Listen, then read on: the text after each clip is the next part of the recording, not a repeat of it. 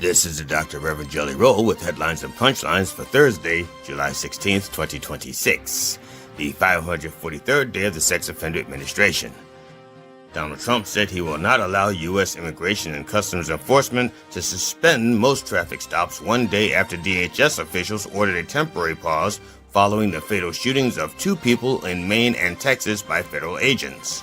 Trump posted, "We must be strong, tough, and smart, and we cannot give up one of ICE's most important and effective crime-fighting tools, killing unarmed people."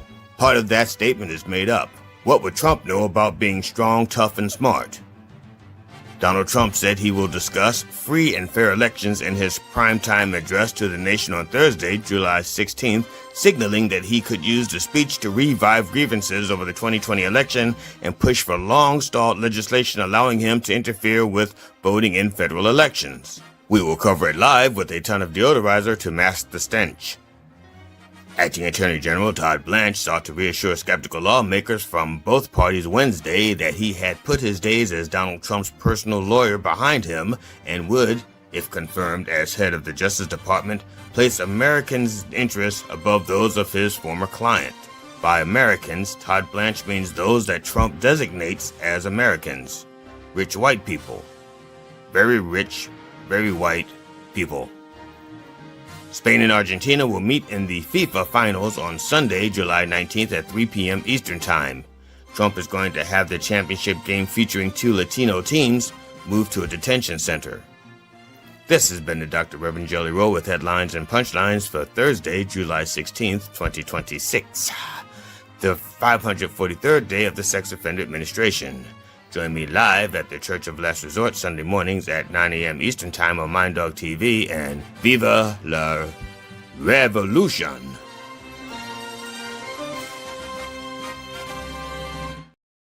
The opinions expressed on this program are those of the host or guest and should not be interpreted as statement of fact. Independent fact-checking and corrections are encouraged. Can we get a cup of coffee in here, please?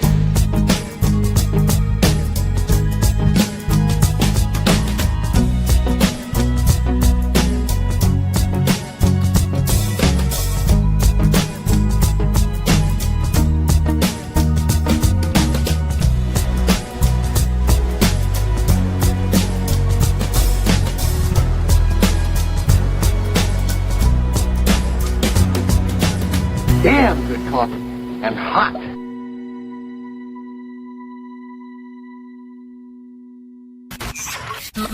My dog is your mind's best friend.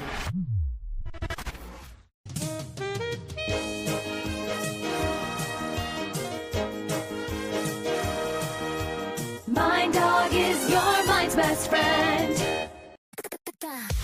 Wake up, America. You've got a dog that needs walking.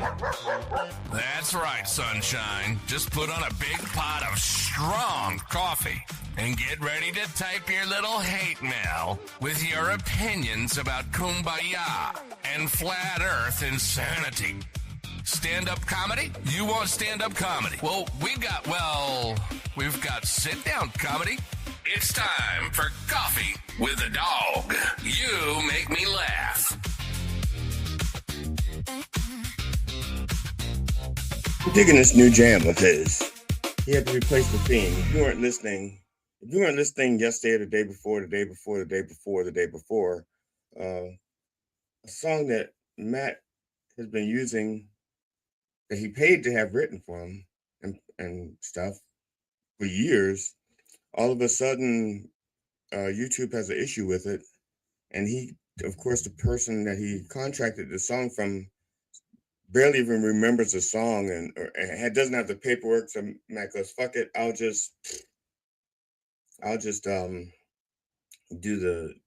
new one." And he did a new one, and it's funky. It's funky. I'm GD Fenderson. This is Welcome to Coffee with the Dog.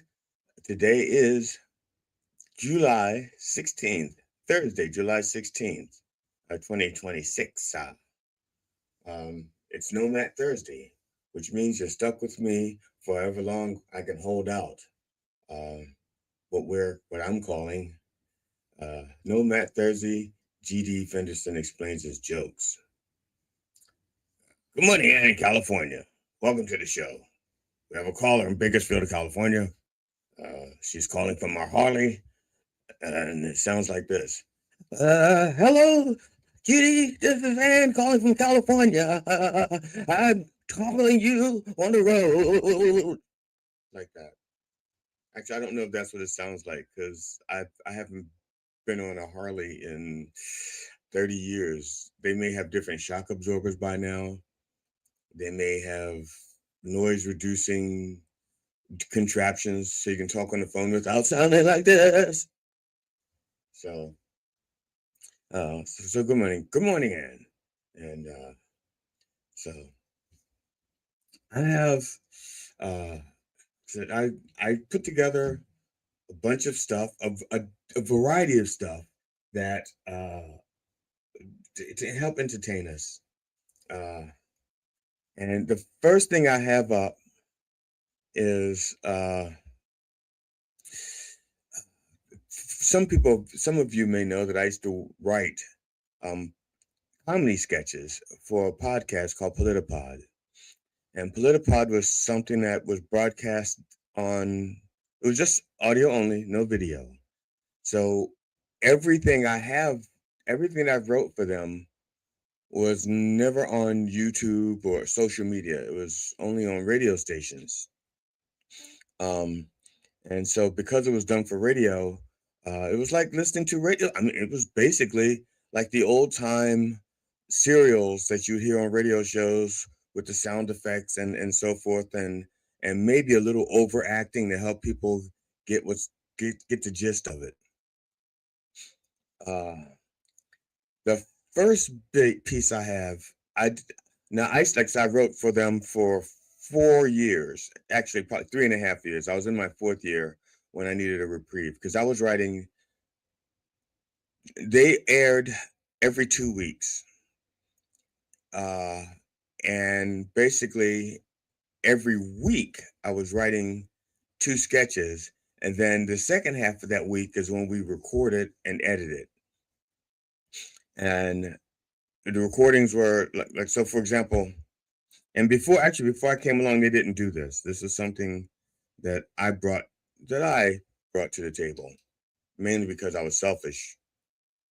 Whenever I wrote a bit, the first bit I wrote for them, and they edited, they voiced, and I was not happy with it at all, because I had directions inside the things that I want you to sound like this or do that, and I wasn't happy with it at all, not a little bit.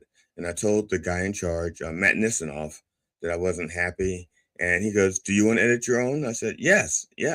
I'd also like it if we could have a meeting, just before we record, so we can talk to the voice actors, so we can, go through, do a read through, get an idea of what we want them or how we want them to sound or say things. And that's a good idea. So that's what we'd started doing. So we get the voice actors together, usually on a Thursday evening. We do the read throughs, and if there are any adjustments to the scripts also that we had to make. So, and one of the criticisms of my work was that I didn't have any jokes in my material to make it funny. But I didn't need jokes to make it funny. That wasn't what made it funny. So this one I'm going to do is from 2024. It was one of the last ones I wrote for them. One of the last ones we recorded. It's a parody of Rocky and Bullwinkle. I call it Rocky and Bullwinkle Lost Episode number 23. And I wrote it just at right around. Well, it's about Russia invading Ukraine. So obviously it happened shortly after that. I don't know how long after that, but one of the problems was that Mike Johnson was holding up funding for Ukraine. And so apparently we had been helping Ukraine before. Mike Johnson is like, no, we're not giving them any more money until unless we can make it a loan, or we can do this or we do that. But I'm willing to take money from poor people and starving people and dying people in the U.S. To save money also. I want to give money to rich people. That's what I want to do with our tax dollars. So it was around that time, 2024. I could actually go through my files and find the exact week that I wrote it, but I didn't think I'd need to know that. Now, let's see.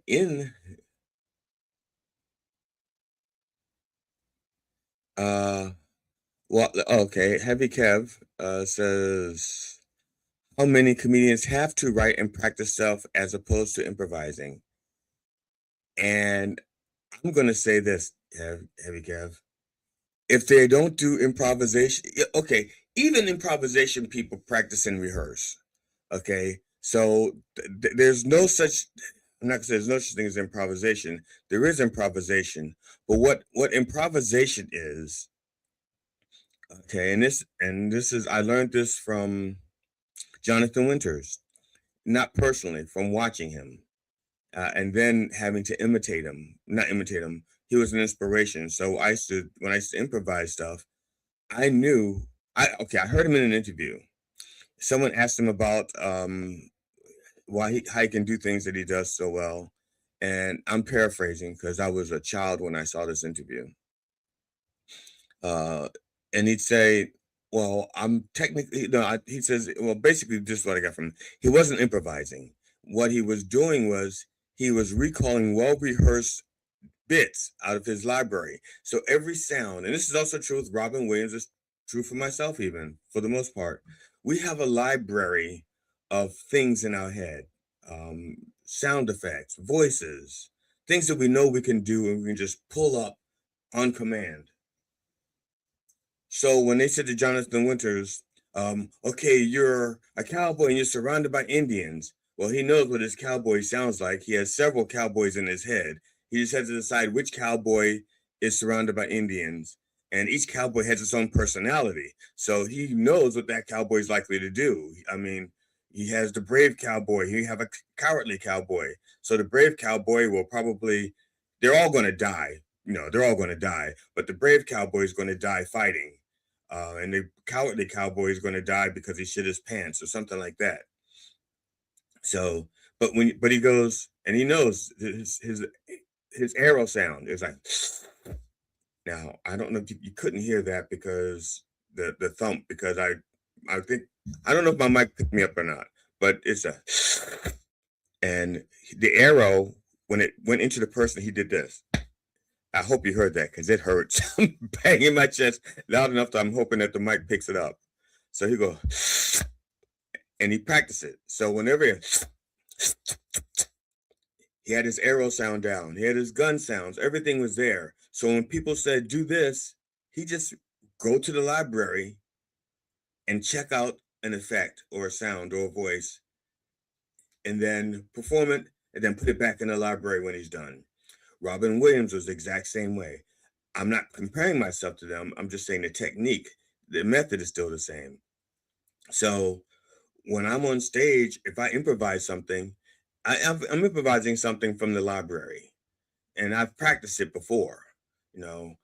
Very, very seldom do I come up with something that I haven't rehearsed in my head.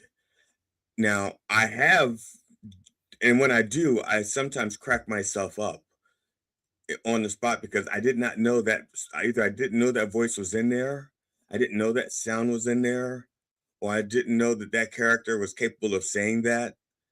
So they all rehearse. The ones that don't rehearse, you can tell.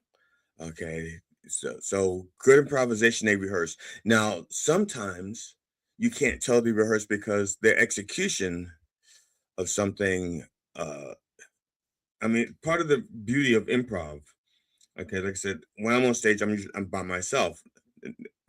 88 out of 100 times, I'm by myself performing. Probably 98 out of 100 times. 100% of the time. I don't think anybody wants to perform on stage with me. I haven't. Okay, last time I performed on stage with a person, I think her name was Samantha. I can't remember her last name, and it was at a showcase, and she played my widow, and I played my voice from Beyond the Grave, and I wrote the sketch, and I left room for her to improvise certain answers because I did not want to know, because I wanted to be somewhat surprised. So, and she was talking to my urn, uh, and so like I said, she was my widow. She was kind of missing me, and it was, yes, it was a comedy bit, yeah. And people responded very, very well. I may have that video in my computer somewhere. I just have to find it, and I'll share it with you guys one day in the future if I remember. But when you have more than one person improvising, they all have different libraries that they're drawing from.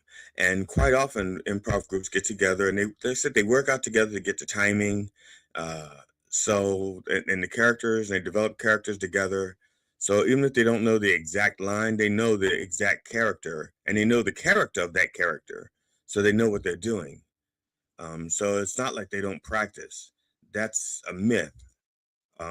It's supposed to look like they don't practice, but they practice.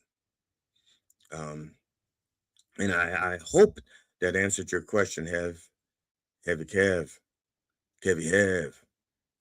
Yeah, they all practice. So they all should practice, and they all should be writing. Now, that's the other thing. Now, comedians should write their material down and work it out and stuff. And most comedians, it should be more scripted than improv groups. But yeah, they all practice. So that's it. As far as an exact number goes, that's my number. Yeah. Thank you, Heavy Kev. Thank you for the question. It makes it easier for me when I don't have to come up off the cuff. Now, like I said, there's one thing I'm about to share with you. The Rocky and Bullwinkle Lost episode 23. I did a couple of things not different. To bring it to you today, I took the music out. I had the Rocky theme music in the first 3 seconds and the last 3 seconds to bring it in and out. And it made it more like a Rocky and Bullwinkle episode. I took that out. I didn't replace it with any music, so it's just silence for 3 seconds. I have a graphic up that helps, but that's it. The voices were done by, let me see, Natasha was done by Erica Klimt. You probably know her as the Gizmo Power Lady. She speaks 5 languages. As a matter of fact, I'm going to back out of Rocky and Bullwinkle. When I was in California, Erica and I were on our way to the airport, and we called an Uber. The Uber driver, whenever you do an Uber, they give instructions about the driver or something like that. And you can also say, well, pick us up. You can't find the house, so we'll meet you on the street. So we'll meet you on the corner of this and that. And so there's an exchange with instructions. The instructions for the driver, for us, about the driver was, do not talk to the driver, he's deaf. Now, and Erica read that to me, and I said, that doesn't make sense. I said, California actually allows you to get a license if you're deaf? And then I thought to myself, well, maybe he became deaf after he had his license. Maybe he's had his license for a very long time. Like I've had my license for 50 years. And I could have become deaf in that time. But when I go back to get my license, like especially now, when we get our license renewed by mail, they don't ask me about my hearing. They ask me for a vision test every single time. They ask me for a vision test. And I thought you had to have the ears so that you could hear horns, you could hear sirens, because you don't always see the lights. You hear the sirens way before you hear the lights, especially if there's a bend or trucks or something in your scope of vision. And even if you don't know where the sound is coming from, you know that something's coming. Something's coming. I don't know what it is, but it is gonna be great around the corner. Something's gonna. Dun, dun, dun, dun, dun. Okay, you know something's coming, and you don't know where it is, but so this guy is supposed to be deaf. Again, and I'm not familiar with the laws of getting a license in every state and province and territory and district in the U.S. And what else do we have? Commonwealths. I'm not familiar with all of them. I know that we have a mutual respect for each other. So my license is good in California, in Maine, wherever I drive in the U.S., Hawaii, Alaska is good. Now, he shows up, and I don't know what happened, but Erica, it was a Hispanic driver, and Erica forgot that they told us he was deaf. So she immediately starts talking to him, and he looks at her. And so I said, well, okay, he's not deaf, because she started talking to him, and he looked at her. So he's not deaf. So why can't we talk to him? And Erica realizes that he's not responding to English, so she switches to Spanish. And the guy just starts, blah, blah, blah, blah, blah, blah, and they start talking back and forth in Spanish. And I don't know what they're saying because I don't speak Spanish. So as far as I was concerned, as far as I knew, she could have been saying, get me to the airport. I don't care what you do with the Negro. I don't know what she said to him. I mean, we made it to the airport. He did take my nose, but he didn't speak any English. And so the two of them conversed all the way to the airport, like a 15-minute drive. She's conversing with him. And once in a while, she'd let me know what they're talking about. I mean, I could follow some of the words. I'm not totally ignorant of Spanish. I just cannot. If two people spoke Spanish long enough, I could get the gist of what they're saying because I could probably understand about 1% of the words. And the way the human brain works is the human brain does not like a vacuum. So it starts filling in spaces with what it does know or what it does think or what it does believe. And so if I hear the word ball and bat, my brain may just fill in with the rest of it. Oh, they're talking about baseball. Maybe not. A ball and a bat could be someone hitting somebody in the testicles. But of course, this is Spanish. And I think testicles and ball are two different words. Well, the point is that I could follow along a little bit. I just couldn't answer anything. I could say adios, gracias, whatever. That's it. So, and I know how to say I don't speak Spanish in Spanish. So, anyway, so like I said, Erica speaks 4 or 5 languages. So we had her do the Russian accent. She did Natasha. A woman, her last name is Holiday. I cannot remember her first name. It might be Billy, but she did the voice for Fearless Leader, I think. Yes, she did Fearless Leader. There is a oh no, I'm sorry. She did Bullwinkle. Fearless Leader was done by Tom somebody. The voice of Rocky. No, she did Rocky. She did the voice of Rocky. I did the voice of Bullwinkle. And Boris was done by Tom, I think. And Fearless Leader was the other Tom. And the narrator was Jason Nisanoff. That's Matt Nisanoff's son. Okay, those are all the people doing all the characters. And like I said, it's going to start off with It's going to start off with 3 seconds of silence because I took the music out to avoid a copyright strike. And it's going to end with 3 seconds of silence.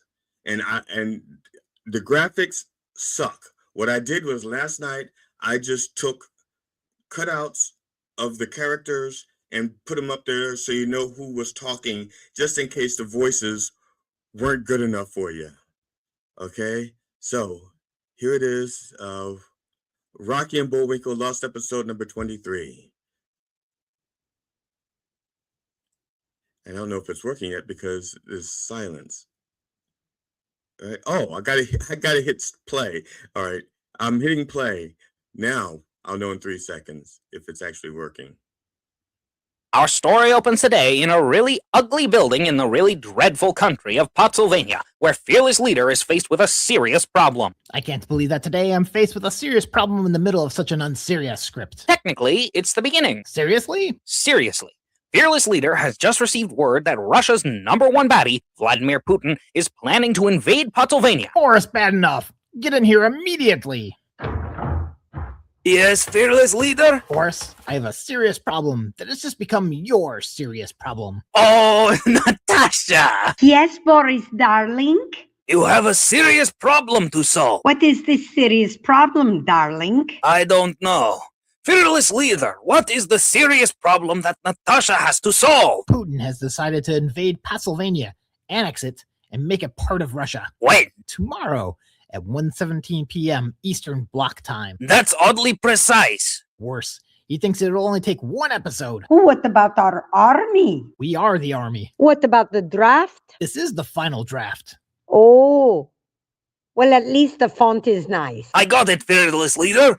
Let's get Moose and Squirrel to help us. What makes you think they can stop Putin? Because it's their show. Indeed, this is the Rocky and Bullwinkle show. The lost episode and maybe a lost cause. Be that as it may, sorry, April, Boris and Natasha DM'd Rocky and Bullwinkle, and before you could say, Rocky! I hope you don't mind that I used the window. Where is Moose? He took the stairs. I couldn't carry him. But you've been carrying him for years.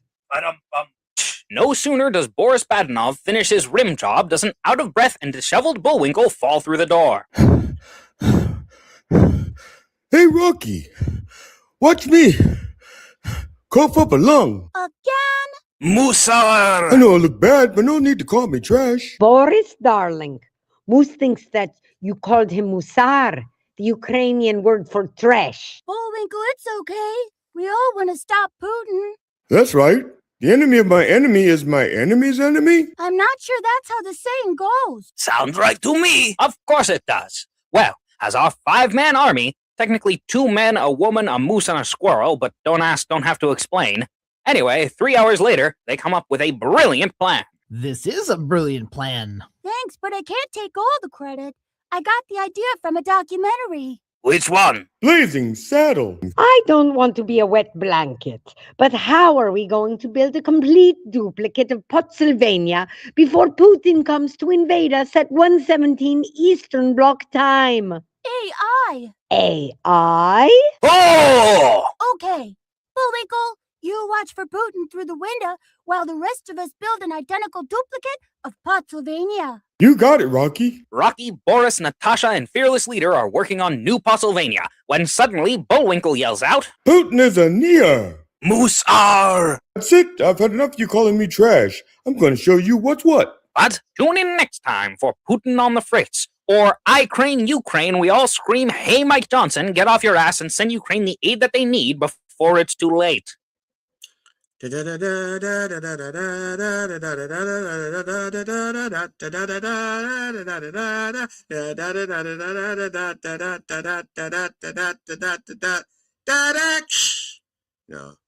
actually, I don't think that's the actual one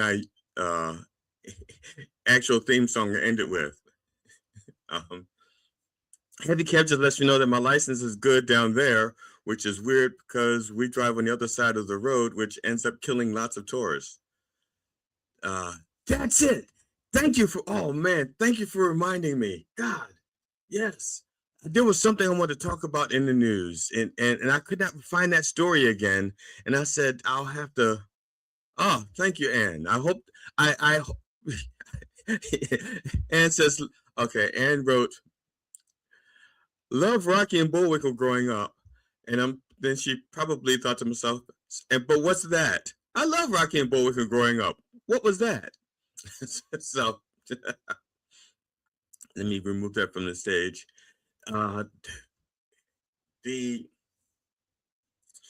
Apparently the House of Representatives, the Florida State House of Representatives, has passed a bill to get rid of daylight savings time for 2 years to try it out. Now they did this before, 1974 or 19. They did it before, and they did it for two. Matter of fact, we did it nationwide. I think in 1974, and it was supposed to have been for 2 years. Yeah, for 2 years. And it was during the Nixon administration. We were going through like an energy crisis, and so we were trying to save energy. We were trying to cut back on fuel use and stuff, and so we went to, I can't remember, I think they called it conservation time, and that was throughout the country. So some of you are too young to remember this. Like I said, it was 1974. A few of you may not have been born. And if you're that young, why are you watching me? I'm an old guy with nothing new to say. Okay, let me stop.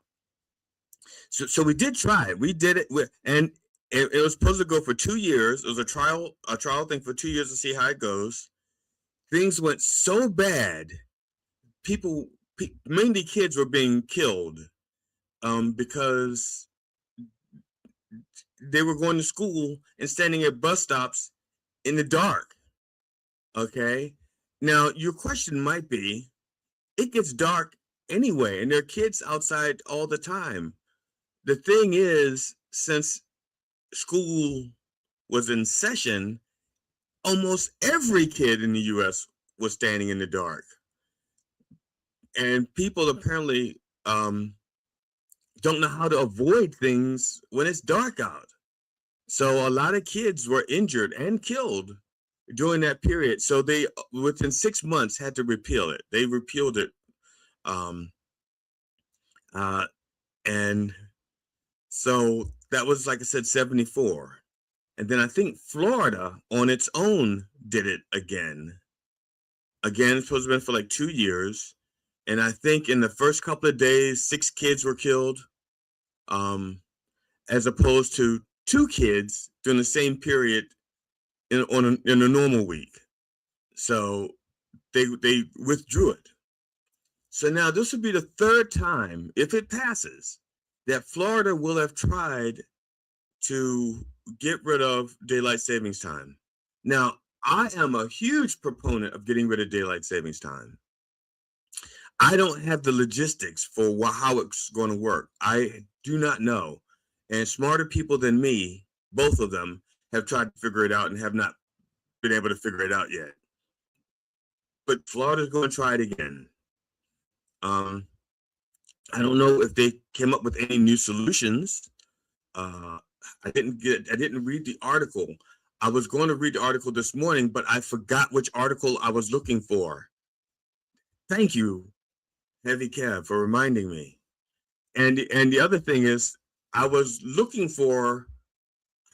a piece for Politipod about daylight savings time. That's the piece I was looking for when I found the Rocky and Bullwinkle one. I said, I'll do that one. And so last night I spent like an hour finding pictures and putting them in where the dialogue is. So, so I guess I can get rid of this thing. I have a window with the news going on, because I was trying to figure out what was what. I'm going to kill it because I don't want my browser sitting open on some random page on the internet. So there. But thank you, Heavy Kev. I did not. Now remember what I want to talk about. Now, this next piece. Let's see. What is it? What is it? Okay. I used to write. Here we go. In 2020, I was a contributor to a magazine called "What's the Story." See these magazines. What's the Story magazine? In 2020, I was a contributor, and I have a copy of every magazine that I contributed to, with the exception, I have a hard copy of all of them except for one. I do not have a hard copy of that. So now, again, since this magazine it was hard copy, but it was also available online. See where it says that word right there? That's the word online.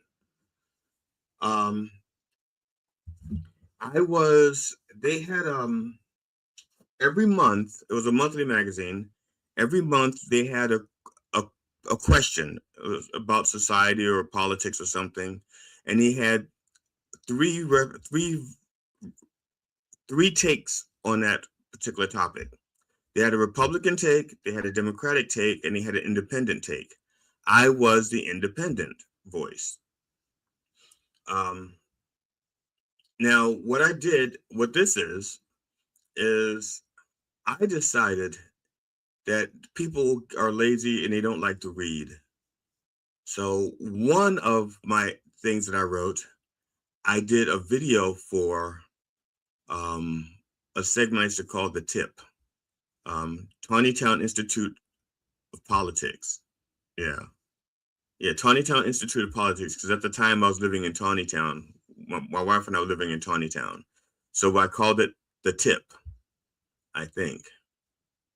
No, The Tip was okay, that was something different. I don't remember what this one was called.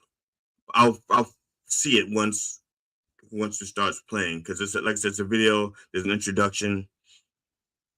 And what I'm doing is I am reading what I wrote in the magazine verbatim. And then at the end, by the time, let's see, like, of course, you write it for a magazine, you have to write it in advance. So you're writing something, they give you, so by the time I recorded this, the article that I wrote was about a month old. Right. From the time I wrote it to this recording, and the publication, the magazine itself was probably maybe 2 weeks old or something. And at the end of it, I would give an update of things that may have changed since the magazine was published or that article was published. Again, this is July 2020, and it was the July 4th edition. And I don't remember what the topic was, even though I just watched it last night. So I have the video that I made. It's not great production. You've heard of low budget productions. This is a no budget production. And I had a device. I did something called parentheses cam. When I wrote my style of writing, I used a lot of side comments in parentheses, and usually that's where the snark came in.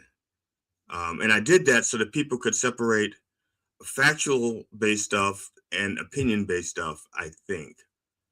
I'll find out when I watch this. I don't remember why I did it that way, but I did something called parentheses cam. So I'm reading, and anything that was in parentheses, I look off to the side to parentheses cam, and it's slightly different color, slightly different volume because it's a different camera, different distance and everything. Like I said, it's low budget. I didn't balance out I didn't EQ the sound. You can still hear the fan from the air conditioner in the background.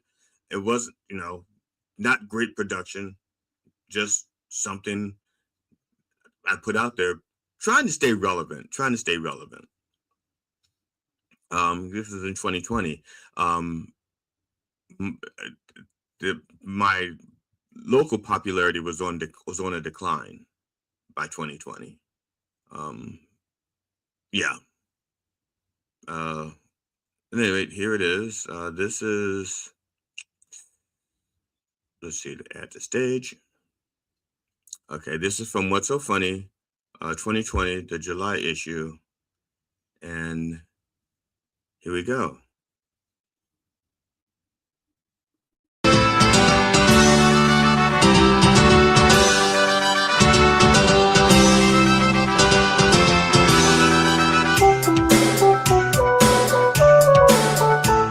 It's called the Panic Room. I'm sorry, where are my manners? Would y'all like to come in? I can have company. This commentary first appeared in Western Story's July issue of 2020. It's called Can't See Freedom for the Trees. I was born in 1959. You can do the math. If you can't, I'm 40. In 1959, when I was born, my original birth certificate said that I was colored. When I signed up for school, my school records said that I was a Negro. When I got my driver's license, the DMV said that I was African American. By the time I dropped out of college, I was black. When I got married for the first time, I had to get a copy of my birth certificate to replace my original. When I looked at my copy of my birth certificate, I noticed two things. First, I had been misspelling my middle name all of these years. Second, the copy didn't have my race indicated anywhere.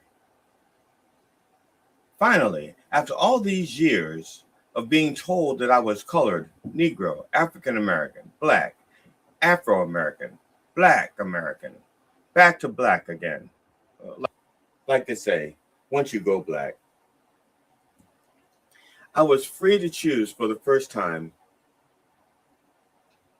When I'm alone and at peace in my thoughts, that is when I am truly free. I'm not black. I'm not male. I'm not an American. I am phobia free. I don't even have a name. I just am. I am one with a vast universe, most of which I may never see, but I'm part of it nonetheless. And that's the way I remain until something of this world reminds me that I too am of this world.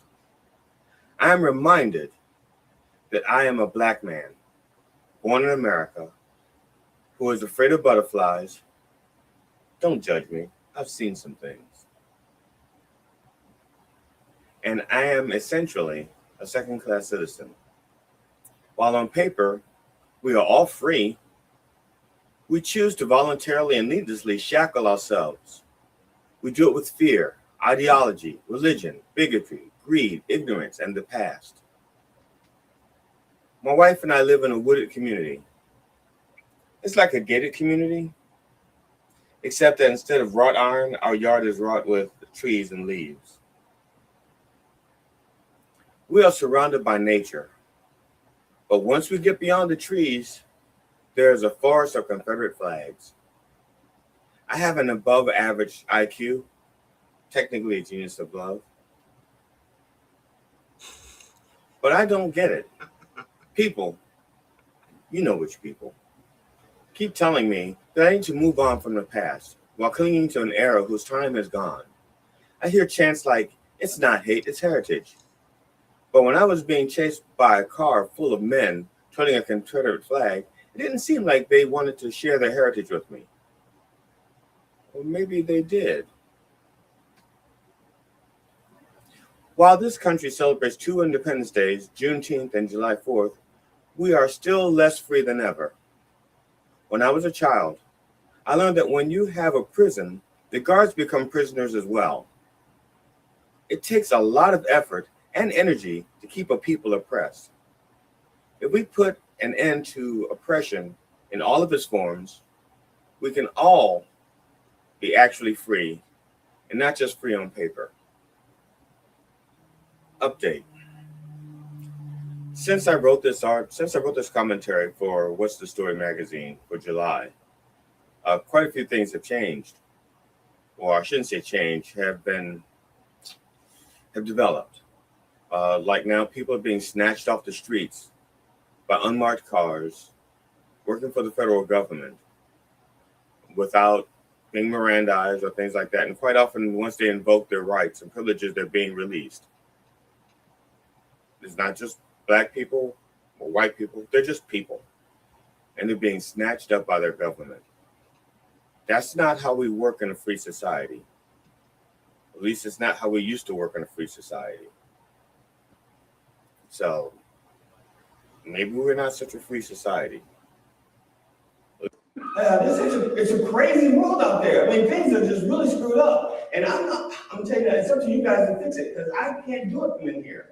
You guys got to fix it, and I'm not coming out until you do.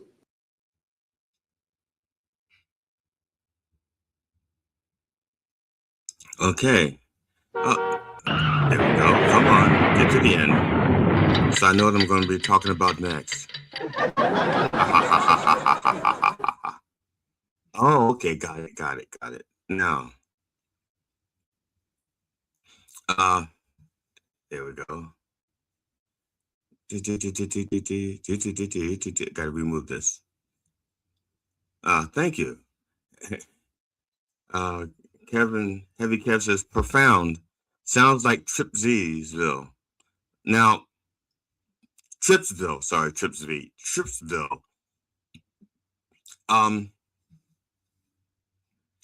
The weirdest thing is that was in July of 2020. And the update included the fact that there were people being snatched off the streets by federal agents in unmarked cars. The only difference is it says that once they invoked their rights or whatever, they were released. That's it. I don't remember much else about what prompted that. I just know that was happening in 2020. Here we are in 2026. People are being snatched off the streets by federal officials, federal officers, federal agents, without due process. That's what's missing. Back then there was due process. Now there's no due process. And back then it didn't matter your race. Now they're focusing on brown people. So, but now I remember it's called the panic womb.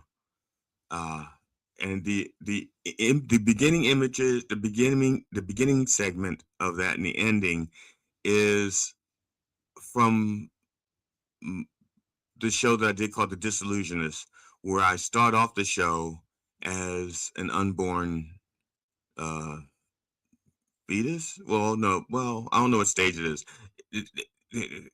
I'm talking to the audience from the womb, and my mom is I'm supposed to be due like any day now, but I didn't want to come out of the womb because Donald Trump was president, and I was afraid.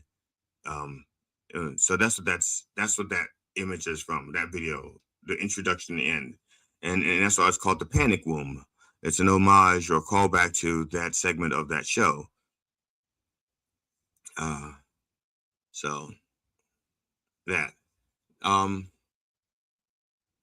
I said, I don't know how many segments for them, but what I started doing was I started going back through and making videos of the stuff, so that people didn't have to read it, they could watch it. That was the idea. Because I know that people can be lazy. And believe me, I know very well people can be lazy. So, the next piece, let's see here.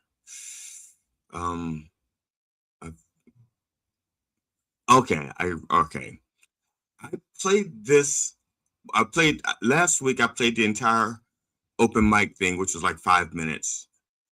Today, what I'm doing is I am just going to play the roller coaster segment of that open mic piece. And then I'm going to play, so you're going to see the first time I tried it on stage, I was testing the concept. I literally had just started the concept. I tried it out there. And then I decided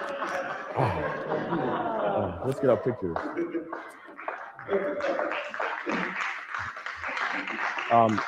Little side note, I hate to disappoint you. I don't do dick jokes. I don't do dick jokes. I do penis commentary with a humorous bent, usually to the left.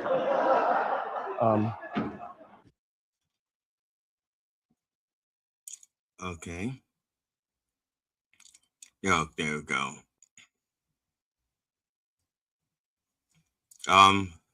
Remove that from the stage.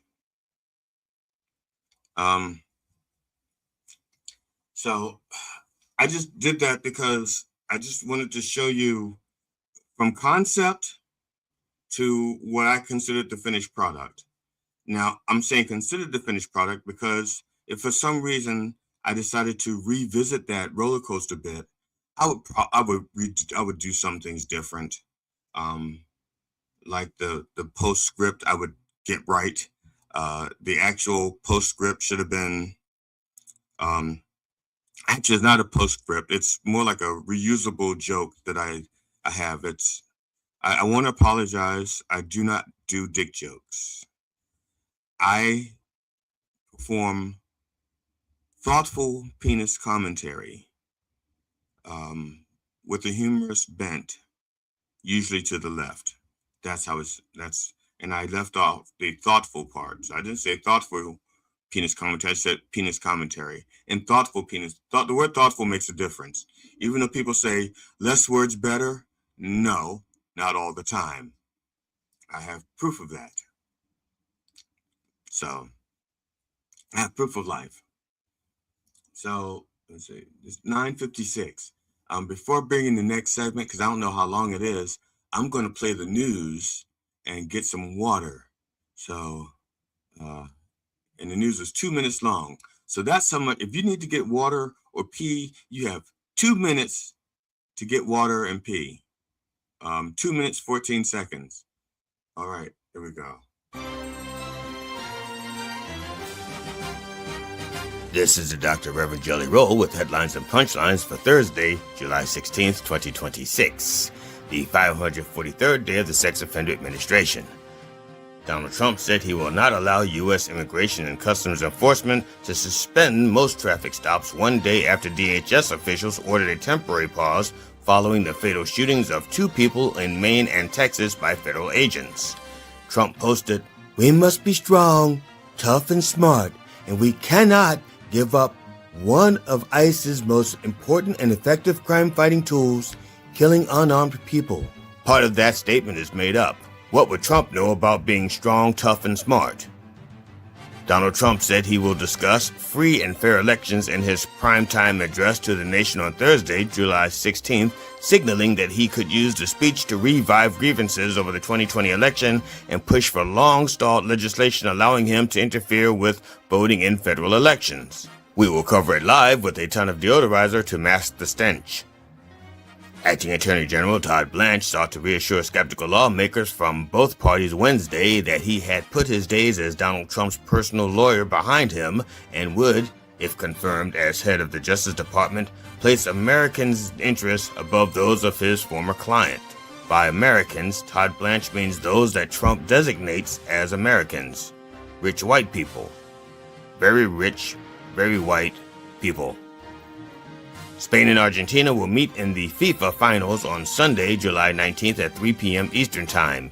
Trump is going to have the championship game featuring 2 Latino teams move to a detention center.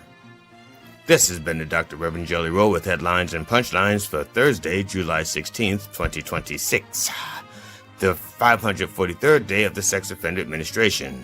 Join me live at the Church of Last Resort Sunday mornings at 9 a.m. Eastern Time on MindDog TV, and Viva la Revolution!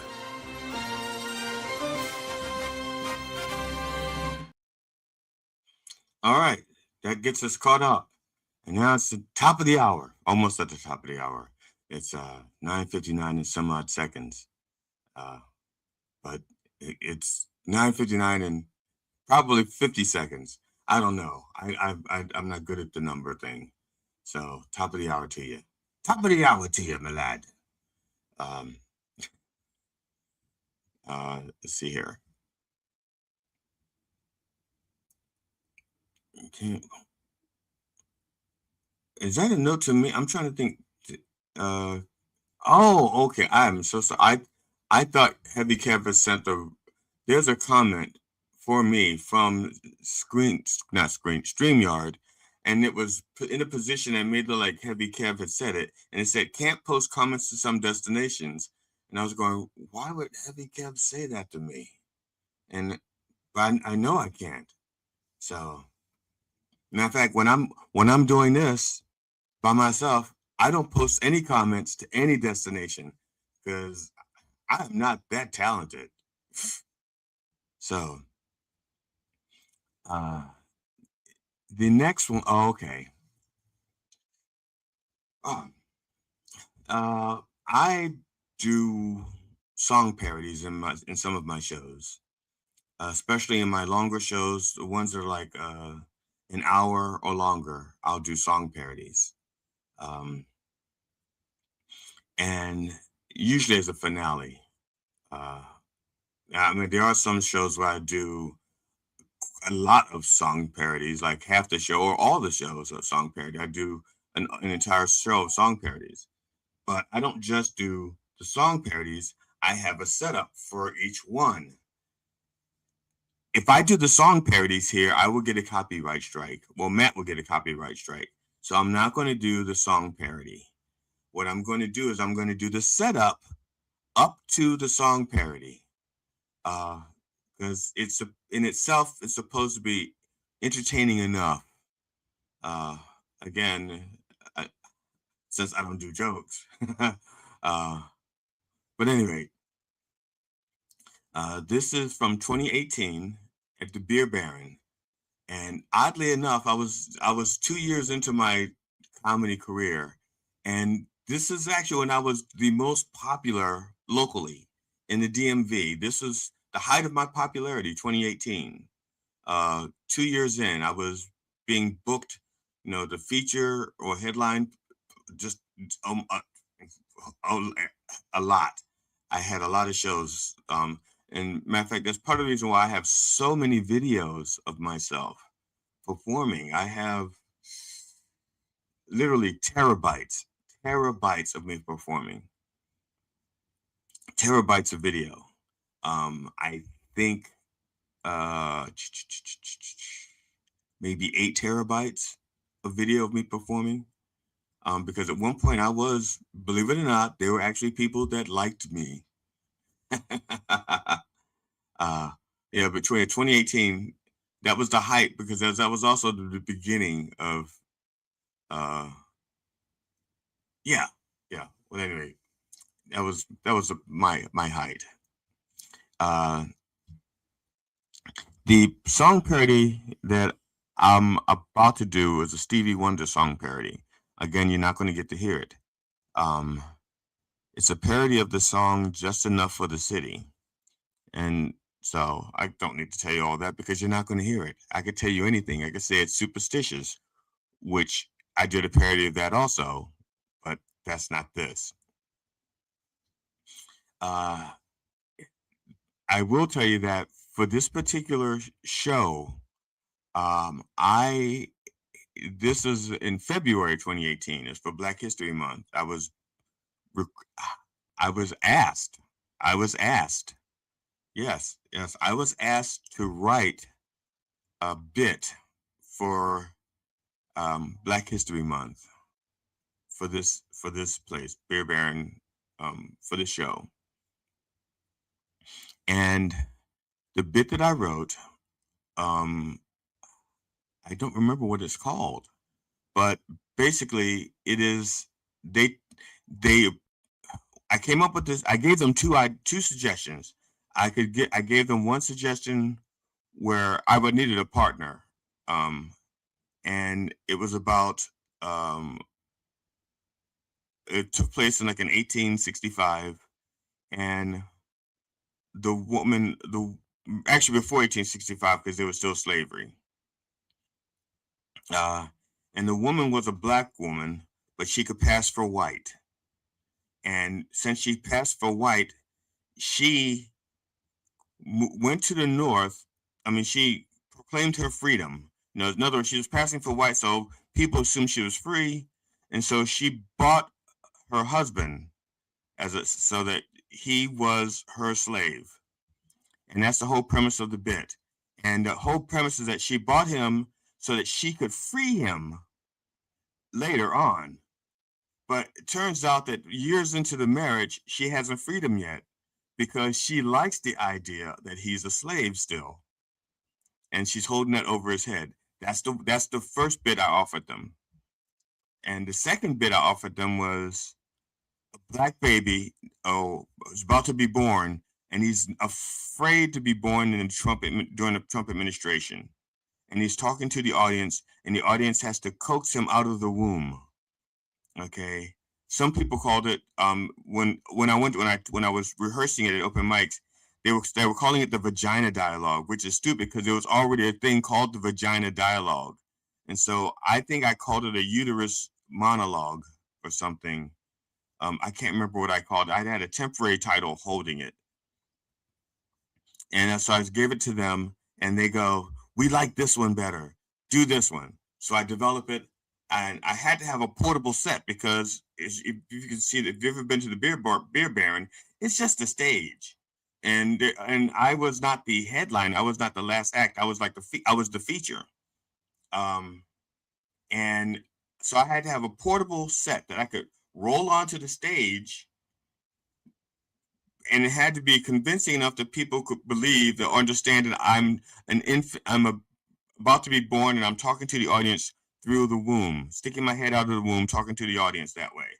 So I had to build a portable set, and I go through all this stuff, and then 9 days before I'm performing it there, they said, "We're having second thoughts about that bit. We think it's going to be offensive to some of our audience. We think it's going to be offensive to some of our audience. So you can do a different bit or not perform." And I'm like, "Fuck that! I'm getting paid." So I had 9 days. So I had 9 days. I couldn't do the original sketch because I didn't write it. And that means I'd have to write it and find a woman to perform it with me. A very light-skinned black woman, or a white woman who could pass for black, passing for white. So I didn't have enough time for that, so it had to be something I could do by myself. I figured the easiest thing for me to do would be a song parody because since it was in rhyme, I would remember it better.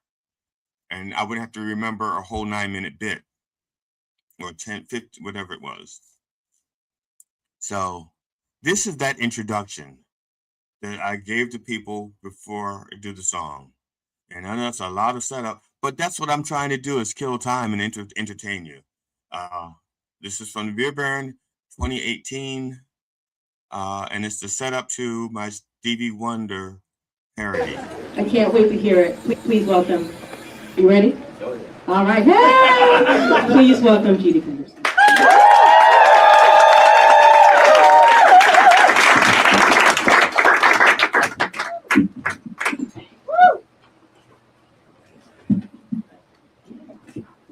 Now, I'm just not going to throw this at you. I am going to give you a little background.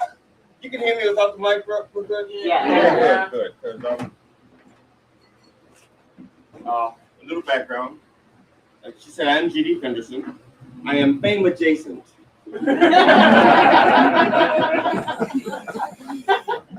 And what I mean by that is I grew up with a mom who was very, very, very much into politics. And her and my aunt used to do a lot of fundraising for candidates. So as a result, there were always famous people hanging in our orbit. Politicians, a lot of politicians, because they were fundraisers, so politicians. But there were a lot of artists and musicians and actors and things. And so before my mother passed, we were going through her effects, which were in my basement. And anybody know what a slide is?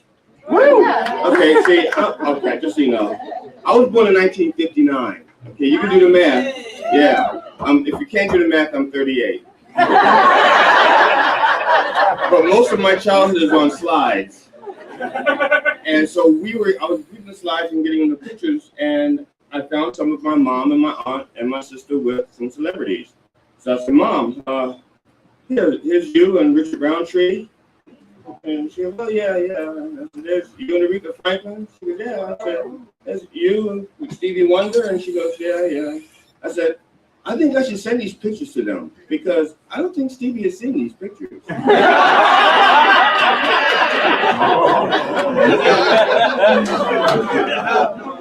Not for the reason you think. My mother said, of course he hasn't. They've been in our basement all the time. See, it wasn't what you thought. We were hoarders. So, this is,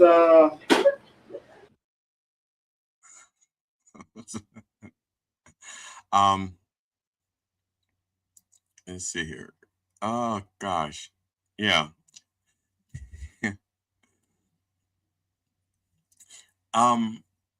That dialogue between myself and my mother was verbatim, just about. I mean, just about verbatim. I'd taken the slides, I had made pictures from the slides, and I took them to my mother, and I'm showing the pictures to my mother, and my mother is not fazed at all.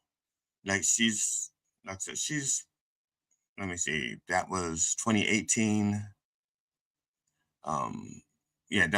My mother died in 2015, January 2015. So I was showing these pictures to my mother in 2014. And because we were getting her, we knew she was dying. We were getting her effects in order.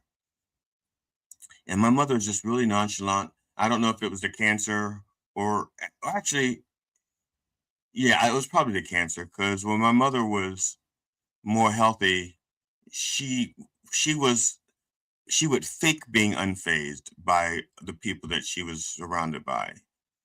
She'd go like, oh yeah, he was so darling. He's such a sweetheart. Yeah. We still talk once in a while. So like a humble brag.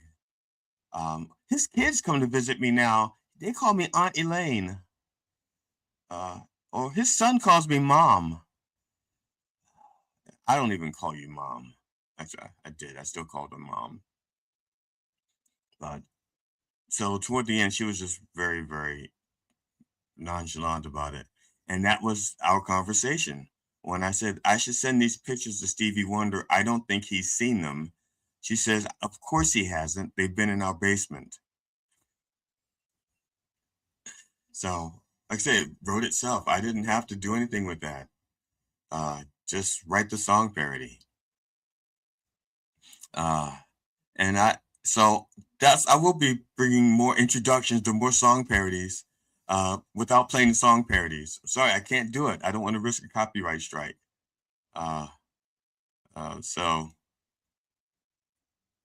What's this next one? Car accident. Okay. I'm not sure how long this one is. I think this is like 8 minutes. I'm not going to make you sit through 8 minutes at one time. So at some point, I will pause it and talk with you. I'm not going to make you watch 8 minutes of me at one. Part of me, even though I find it entertaining, it's like sometimes I still laugh out loud at some of the stuff. I'm still not convinced that other people find me as funny as I find me. And part of that is just genuine. Because I honestly, if people thought I was as funny as I thought I was, I'd be more popular. And so I'm just going by anecdotal evidence, right? So at some point I'll pause this. I don't know where, probably if there's an applause break, I'll probably pause it then. All right. So this is the car accident. It is from Psychomedy 101, The Jokes Less Travel 2023. And hopefully you'll be able to follow along without me having to tell you what's going on. I'm going to tell you about one of our anniversaries, our 13th anniversary. The 13th, don't fuck this day up for me anniversary. Carol and I had planned this out to the T. We planned it out for months. Romantic dinner, followed by a play, The Book of Mormon. Those tickets were hard to get. And to get them during when you want them, like during your anniversary, oh God. And it was beautiful. Planned this whole thing out. And the tickets were reasonably priced, $200 a piece. So this was right after I had the surgery for my knee. I had my knee replaced. I'm in the car with my wife. She's driving because I just had the surgery. We're on 695. I have a cold bottle of water on my knee because it feels good, and it's leaning against the car, vibrating. The vibration just makes it all feel good. You know what I'm saying? I'm like, oh. And we're driving. She's driving. We're going along. And I hear her say, "What the fuck is she doing?" And I look, and there's a car coming towards us. It's coming straight toward my side. And I don't know why I did what I did. I don't know if it's because I played football for a lot of years and I'm used to like hitting hit them when they hit you. Or if it's because I've been watching a lot of Marvel movies. And for some reason, I thought I was the Black Panther. But when the car came to the door, I ducked my shoulder down and I went, "Wakanda forever." The car went flying across the median. I just went flying across. And Carol is driving. She's behind the wheel and she's avoiding obstacles left and right. And she's gone, "Jesus fucking Christ. Jesus fucking Christ. Jesus fucking Christ." And on the last Jesus fucking Christ, the car starts to go up like this. And I can feel the car lifting up. And I'm thinking, this could be bad. Or this could be like the rapture. But if you know your scripture, 2 Corinthians 2 Furious, if a married couple dies in a car crash, they don't go to heaven because they're stuck together blaming each other. So the car is up on 2 wheels like this, and Carol is doing the best she can, and then everything slows down. And I look around, and there are cars coming down 695.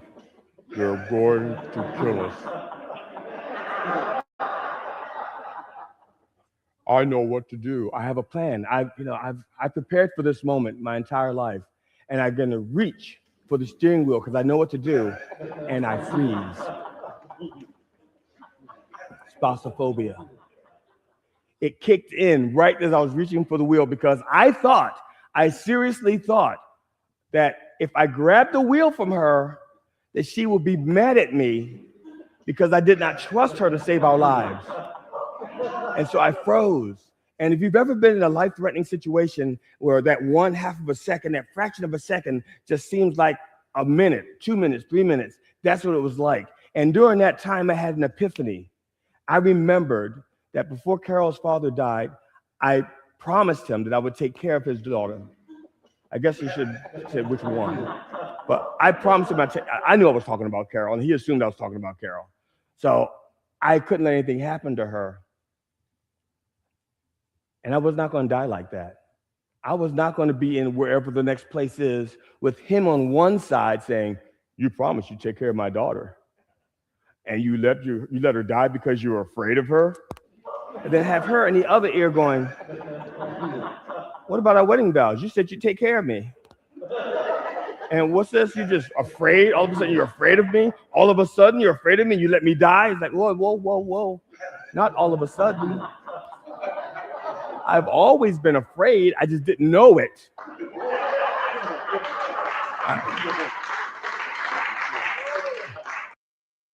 Okay.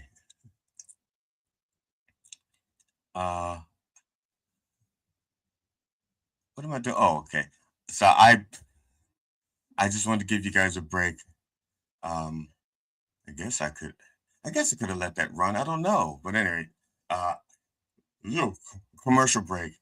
I've taken the time to download a couple of things that Heavy Kev has contributed.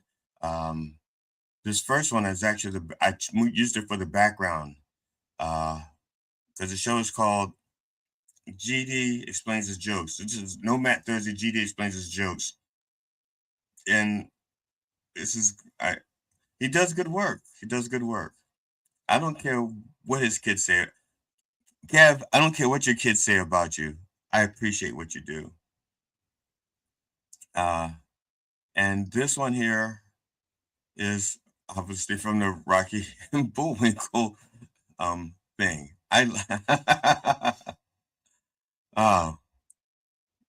Oh man. Frozen Evil Spies Secret Lair Adventure. So I'm going to share this. I'll share this on Facebook when the show is over with. But thank you, Heavy Kev. All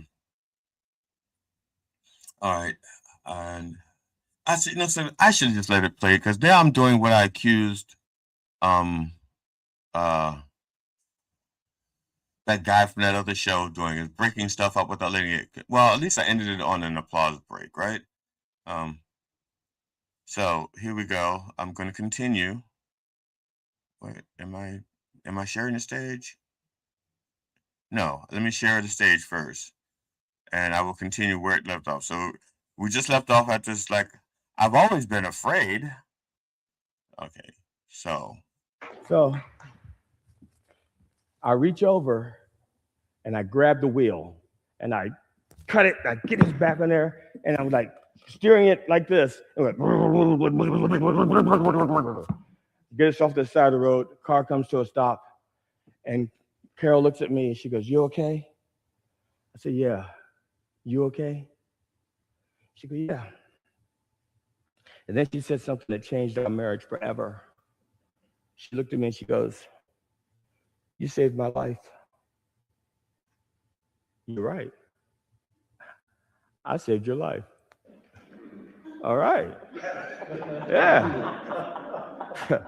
What's it worth?" "Yeah. I got a get out of jail free card. Can I be friends with Billy again?" That's pushing it. That's pushing it. And that's pushing it. So I get on the phone. I have 911 on the phone. And they say to me, I'm telling them what's happening. And I said, I said, "No, we don't need an ambulance." And they said, "Well, don't get out the car." Boom. There's Carol. And I'm looking, I said, "I gotta go." Like, fuck. Carol is going after the other driver. Now I have to do something. I have to save a life. But now I can't get out the car. My leg is stuck. I was like, "Oh, you gotta be kidding me. My leg is stuck." And I just knew my leg was broken again. I just knew I just got it fixed and it's already broken. Well, at least it's under warranty. So I put my seat back and I scoot out the back of the car and I hobble over and this is what I hear. Carol is in the woman's face. "What the fuck is wrong with you? What the fuck were you thinking? You're ruining my anniversary. We got tickets for a show. Those tickets were $400. You could have hurt my husband." In that order. And if I hadn't shown up, she may not have even thought about me. I don't know. That was the order it went in. Fuck up the anniversary. Husband last. The police show up. And one comes to our car, one goes to the other car. And the cop that comes to me, he has his pen out, and I'm talking to him. And I said, "Look, first thing I said to him is, we're okay. We don't need an ambulance. My wife is fine. I'm fine." I said, "Today's our anniversary, and we have tickets to go to a show, the dinner and a show. We have to get there." And I looked at him and I said, "I didn't fuck this up. You write that down." And I said, and he looked at me, and there's water all over the front of my pants. And he looks at me, and I said, "This is not pee. You write that down." And he says to me, that's too bad. Because if you pee your pants, that's an extra $1,000 from the insurance company. An extra $2,000 if you poop. Have any of y'all read your insurance policies with your cars? Did you see that in there anywhere? Any of the fine print that tells you if you piss your pants during an accident, they'll give you another $1,000? Do you know how easy it is to piss your pants in a car accident? But they don't tell you because they don't want to give you $1,000? You don't even want to know what I do in my pants for $3,000. So they try to help us find a ride, an Uber, to get there because our car is undrivable. So Carol and I are like both trying to get Uber on the phone, on our phones, because we don't have Uber. We're trying to download the app, and we're both going. It's like a race. It's like a competition. And she wins. She goes, "There's an Uber 150 to 200 feet away from us." Yes. The car that hit us is an Uber. The car that hit us is an Uber. And it still works. It still drives. Carol looks at me and she goes, "We are not getting that fucking car." And the police officer says, "And you shouldn't." So they go to take us to the theater, state troopers, but they can only put one of us in each car. So I'm in the front of one, Carol's in front of the other, because I guess they can't throw us in the back because it really looks bad. But they're taking us to the theater with the lights on and the sirens, because we only have like 10 minutes to get to the theater. And they're woo, and they're gone. And we get there. We get there. I'm gonna say the show starts I'm gonna say the doors open at 6, and it's like 10 minutes to 6. We have like 10 minutes to check in, roll call, all that crap. And we get out the car. Everybody's looking for a VIP because you see two state troopers pull up with lights and sirens. That's got to be a celebrity in that car. Carol gets out, glasses crooked, hair's disheveled, clothes a little cockeyed. I get out, my hair is still gorgeous, but my clothes are messed up. I'm wet all in the front. And the usher looks at me, and I feel obligated to explain to him why we look like this. Because I know what they're thinking. Because I know what it looks like. It looks like we got caught in a bad traffic stop, and the police realized they made a mistake and said, "You know something? Our bad. How about tickets to a show?" That's what it looks like. And so I explained to the usher, I said, "Look, we were in a car accident, and we didn't have a ride here, so the police brought us here." And he looks at my pants, and I know what he's thinking. And I said, "No, this is not pee." The usher says to me, "That's too bad. If you pee your pants in a car accident, you get $1,000, and $2,000 if you poop." Now, for the usher to know that means he was either in an accident or he knows what to look for in your insurance policy. He knew where to look, but he understood. So we go in. We miss dinner. We don't get our romantic dinner. That's gone. We get to the concession stands, like, closed. "Sir, my wife and I were just in an accident. We haven't had dinner. This is our anniversary. We just spent $400 for theater tickets." $400, you cheap fucks. What do you got to eat? 2 pretzels. 2 pretzels and 2 glasses of champagne on the house. That was our romantic anniversary dinner. Carol, being the lovely woman that she is, says, "You can have my pretzel." So I had 2 pretzels and champagne. I was licking her. I know. She was like, "No, I'm drinking my liquor. I need my liquor. We've been through it. Give me my liquor. You have the pretzel." And turns out she didn't want the pretzel because that would just soak up the alcohol. That's all. I thought it was care for me being hungry. Like, no, I want to be drunk right now. We've been through some shit. We had to take an Uber to go home. We live up in East Bumfuck. Our car was in Baltimore. I mean, we were in the theater's in Baltimore. We live in East Bumfuck, the last black family on the right when you're leaving Maryland. I know you said, so $104 for the Uber. And that's not even counting tip. I tipped him by filling up his gas tank, and thank God it wasn't like yesterday, and this was a few years ago. So I filled up his gas tank as part of his tip. And we get home, and like all in all, I mean, we wrecked the car, but we're alive. And thanks to my quick thinking, I saved my wife's life. I still can't be friends with Billy. Baby steps. Now,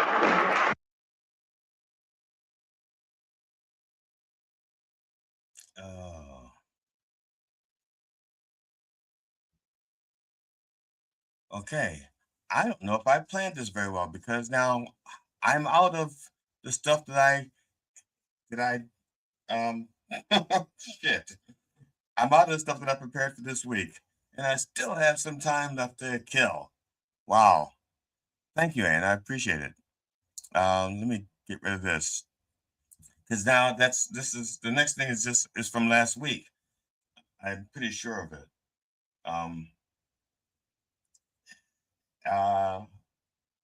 Let's see what. I don't think I had anything else planned. Let me check. Oh, okay. I'm wrong. There was 2 other things I had, but they're not videos. They're not videos. Somewhere in my career as well, I used to write blogs as well. There was a show called the Epic Radio Show out of Cleveland. Yeah, out of Cleveland. They had a radio show, and they also had a website. And their website, they asked me to write blogs for them, just to tell short stories for them from you know, I think once a month I'd write one. Now, so, and the particular thing I did with these blogs is when I wrote them, I always put in 3 footnotes. And I would and then like number 1, number 2, number 3, and then I'd put something at the end of the article or the end of the blog for them to see what the footnotes were. So I'm going to read this, and I'm going to, when I get to the footnote, I'm going to say footnote 1, and I'm going to go to where the footnote is and read it. This first one I wrote for Epic Radio Show. It's called, now this is not the first one I wrote for them. I don't remember the order in which I wrote them, but this was one I was pretty sure I had not converted into a stage performance. This one's called, I Know I Shouldn't Laugh, But. We've all done it. You're in a situation when something happens and you know you shouldn't laugh, but you do. To this day, if you think about it, you still laugh. And to this day, you say, this isn't funny, but. I mean, people were hurt. Someone died. What's your worst story? Footnote number 1. You can put yours in the comment space. Okay. I have dozens, literally dozens. I'm going to share 2 of them now. Wow, I didn't realize I had 2 stories in there. I'm sorry, I got distracted. When I was about 9 years old, me and some of my friends were hanging around and sitting on the mailbox at the corner of Airedale Avenue and Borman Avenue. On that same corner was a little mom and pop store called Katz, K-A-T-Z, owned by Mr. and Mrs. Katz, 2 of the sweetest people that I knew. Their little store was the center of our neighborhood. It was in the middle of the afternoon, as I recall. It was either a Saturday or we were out of school that day. We were laughing and talking when we all heard 2 gunshots. We all began to run toward our respected homes. For me, that meant running past cats. I got a few feet beyond the alley that separated the rear of Cats from my friend Abram's front yard.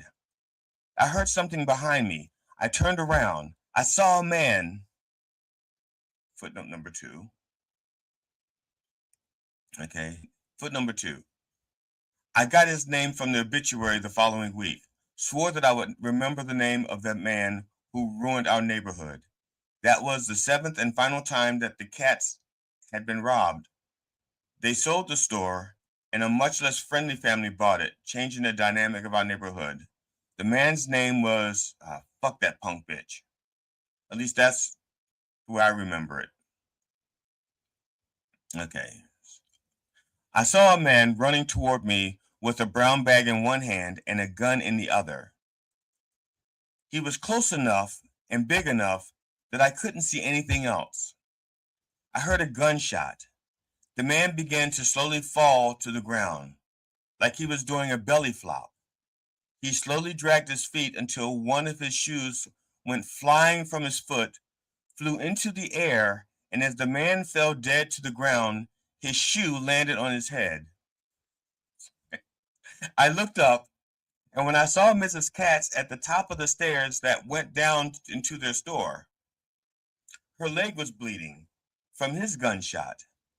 Either she shot him in the head from about 100 feet away with the first shot that she'd ever fired from a gun, or he shot himself in the head while he was running as he tripped. Cool. A man was driving by in a car, stopped and ran over to the dead gunman and kicked the gun from his hand. I looked at the man from the car and said, "He's already dead." How did I know? His shoe fell off his foot and hit him in the head as he fell to the ground, and he didn't get up mad and he didn't get mad at me when I laughed. He's either dead or so embarrassed that he just lied there hoping that no one noticed. He lied there until the police, ambulance, and Channel 11 News showed up. He was not embarrassed. I went across the street to my home where I was reenacting the dead man's final seconds for two of my friends, complete with the dragging foot, the belly flop, and making my shoe fly into the air. That evening, I was watching the news with my mom. There was the coverage of the robbery shooting. And look, there's my house. That's my yard. That's me on TV reenacting the dead gunman's final seconds for my friends. My television debut. None of my friends saw it. For the rest of that week, my friends who missed me on television asked me to reenact the dead gunman's final seconds, and I was glad to do it, thus becoming the precursor to video on demand. You're welcome.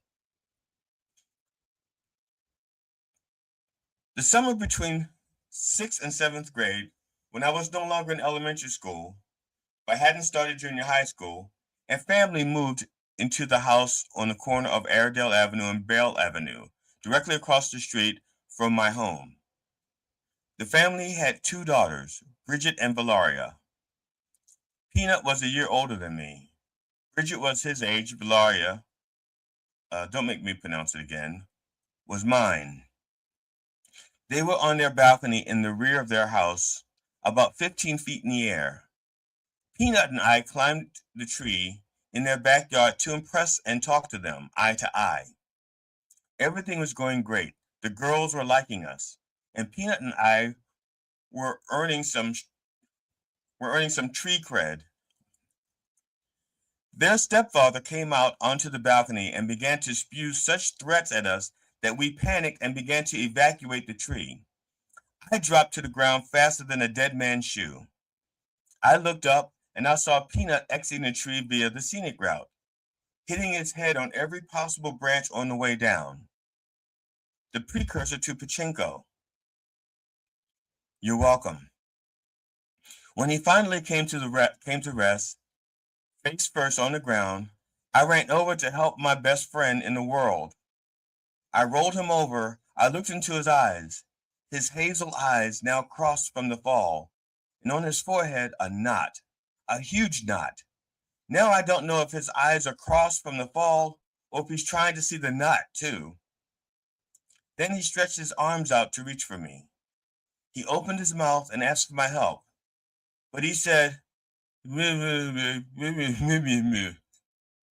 laughed so hard. Okay, footnote 3. It could have been moo or moo. Okay. When he was released from the hospital and I came home, I went to visit my friend Peanut.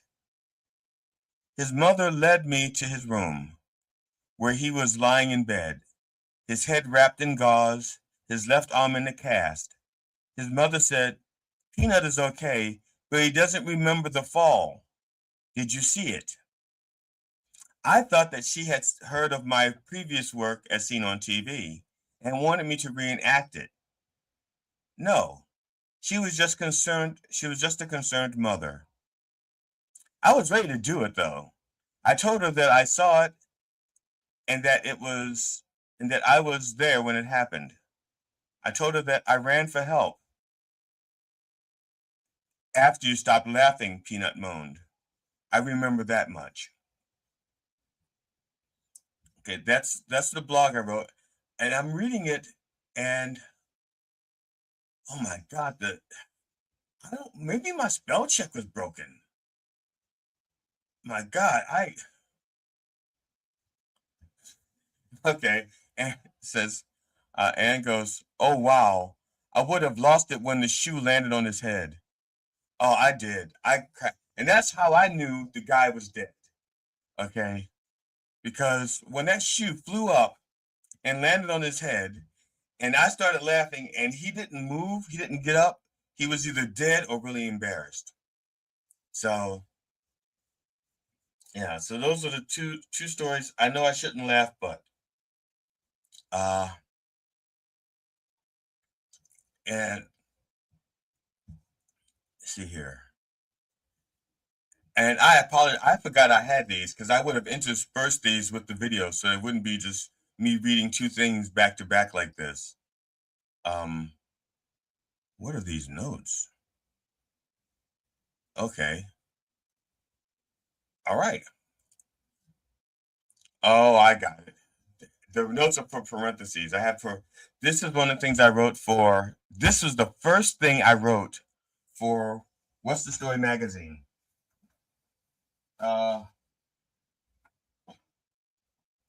Yeah, I'm trying to think if I can see if I can find the cover.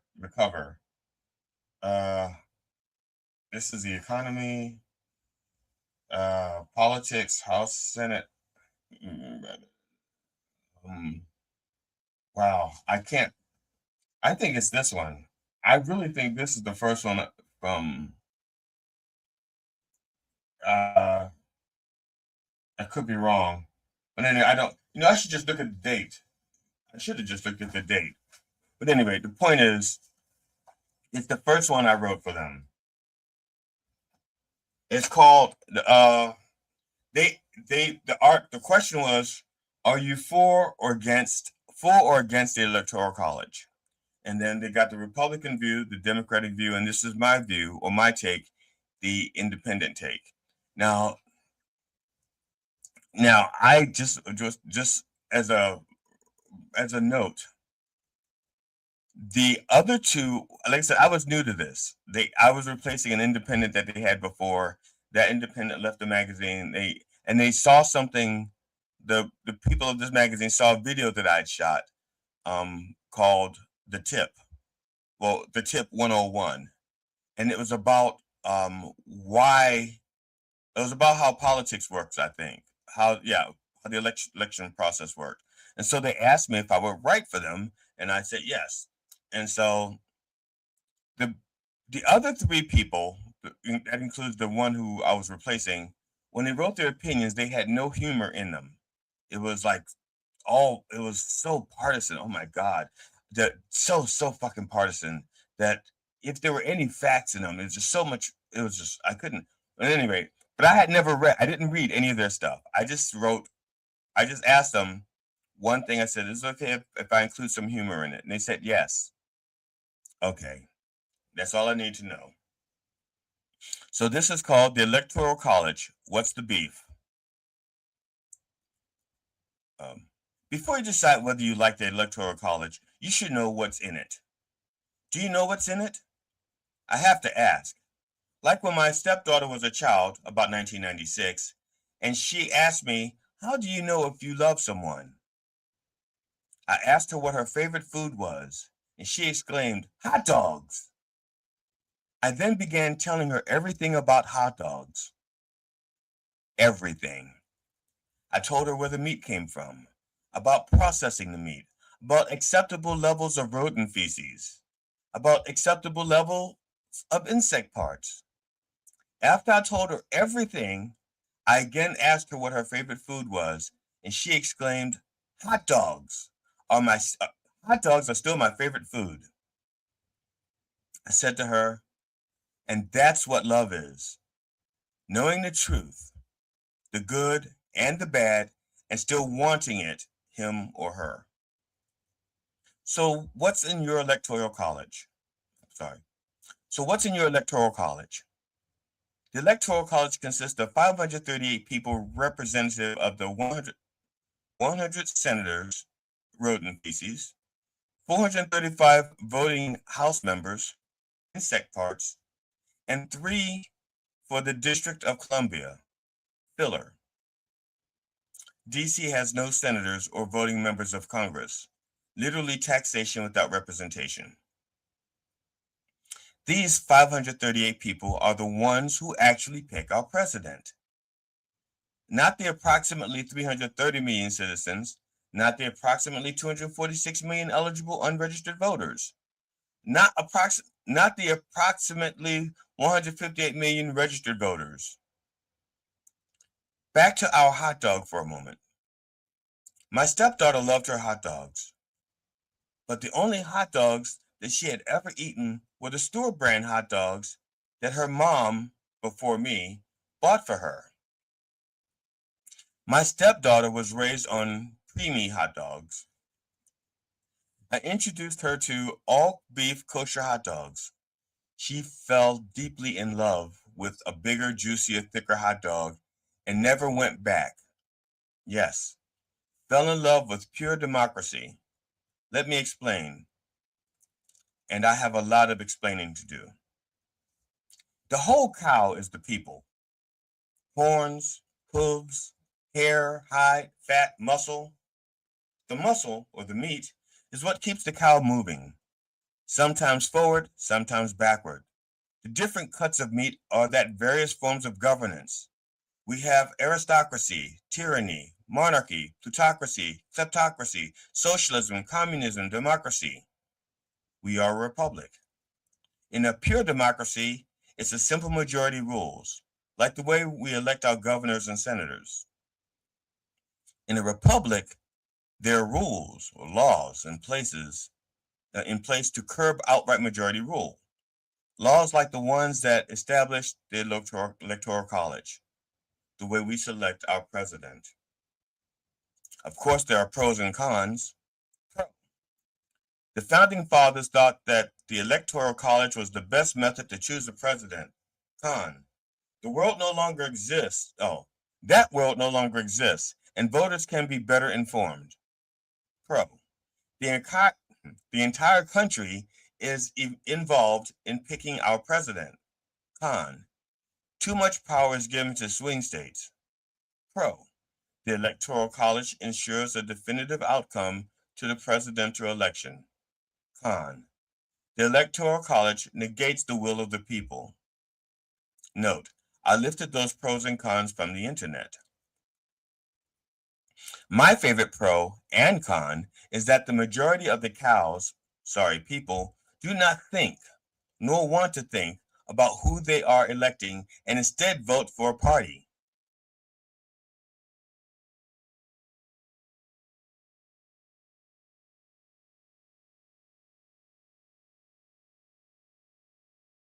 Or an I after the name. We are choosing letters over research and emojis over words. The hot dogs are cured while the system gets sicker. Now that you know what's in your electoral college, do you like what you've been fed? Hot dog emoji, winky face. That was the first thing I wrote for them.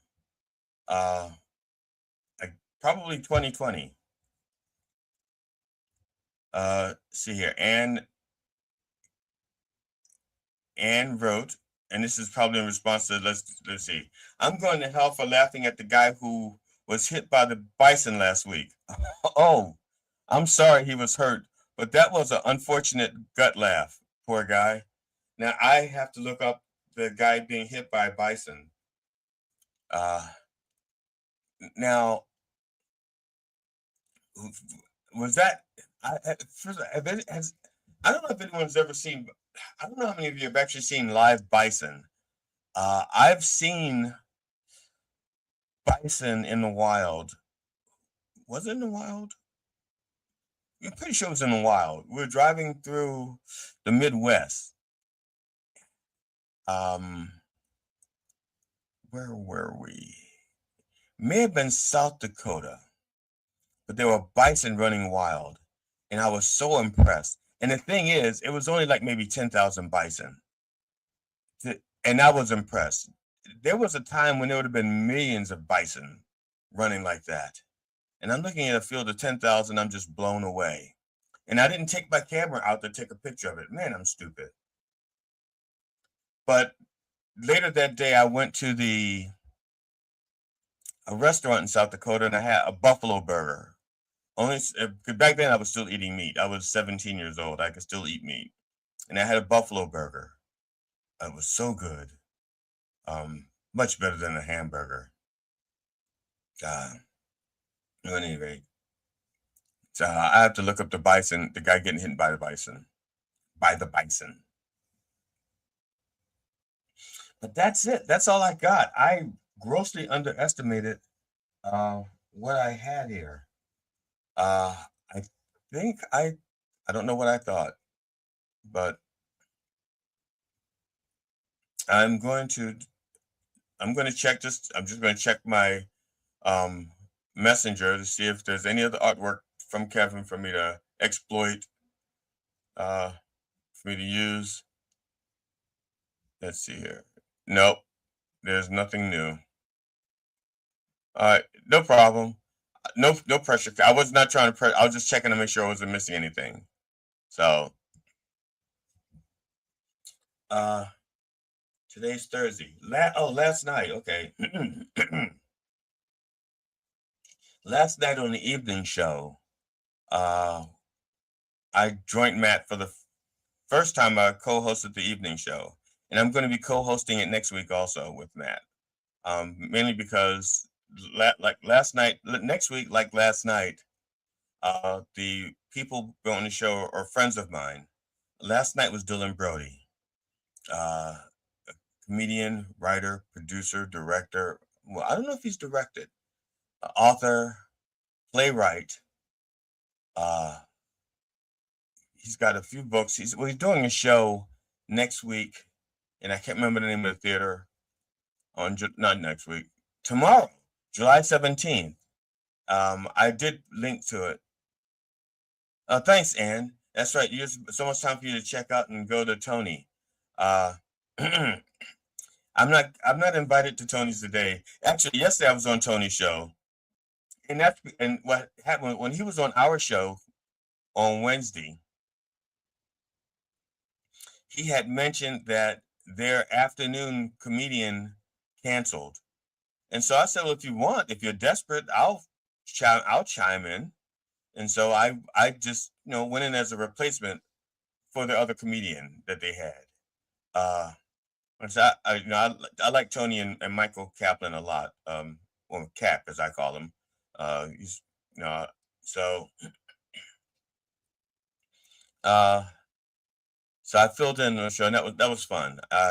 You can check it out, and I'm going to have just the excerpt that I was in, the portion I was in. I'm going to trim that out and post it on YouTube just in case people didn't want, you're just interested in my part, which was like around noon. if you watch the whole show, like I said, I'm on there from like 12 to 12:30, with Tony and Cap. So that was just a morning. Ann wrote, thank you, Ann. Ann wrote, "You were so funny on Tony's show. Lots of laughter." Thanks. And the funny thing is, I feel bad in a way because when I'm being interviewed, that's not the way I perform comedy. My comedy is a little bit less herky jerky and improvised, and it's like stuff I've thought out and wrote. When I'm doing the interviews, it's literally just off the top of my head and stuff that that's inspired by whatever Tony and Cap are talking about. And there's stuff I didn't even mention. Like before I got on the air, they were talking about they were talking about Jennifer Lopez. And in my first special, I have a thing about Jennifer Lopez in there, but I already played it. On this show. That's excerpt. But the premise is that when I was a kid, not the premise, when I was a kid, my mother used to tell me that beauty's on the inside. And that's what parents say to ugly children. And I want that to be true. I hope it's true. I want it to be true. If that were true, when people see Jennifer Lopez, instead of them saying, "Man, check out Jennifer Lopez. She's got a nice ass." Instead, they would say, "Look at Jennifer Lopez. I bet you she has a beautiful soul to go with that ass." So that's my Jennifer Lopez thing. And so I already played that. Like the first week that I did the GD Fenderson Explains His Jokes. So I didn't do it again today.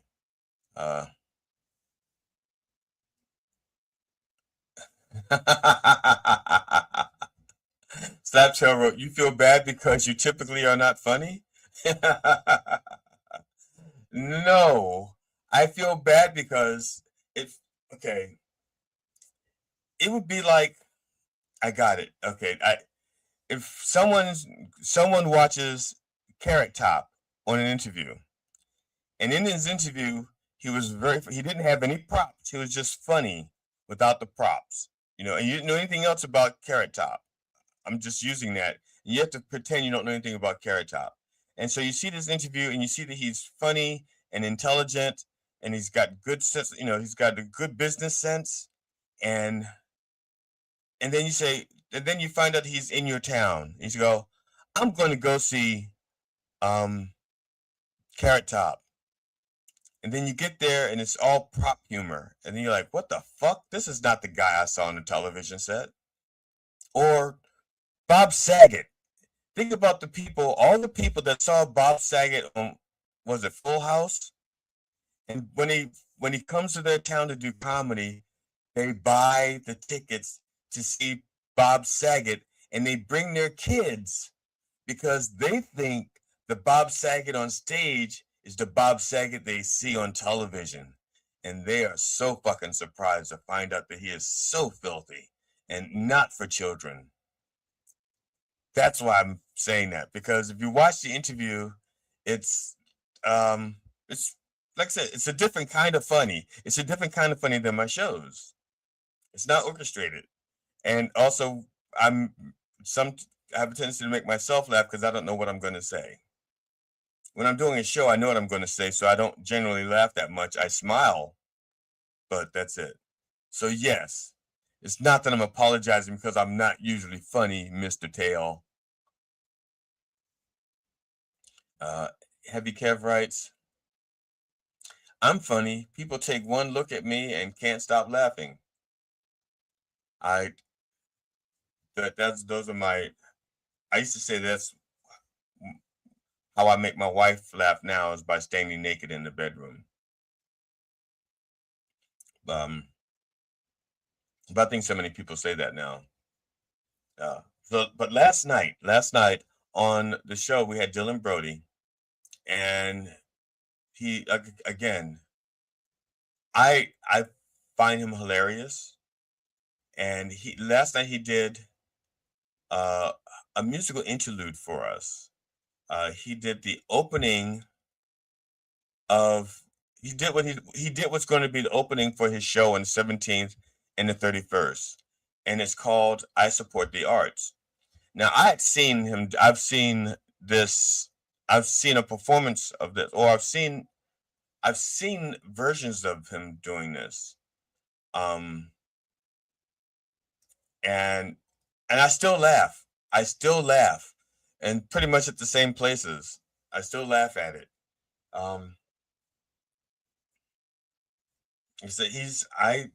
He's very funny. I think he's a comedic genius. But not just that.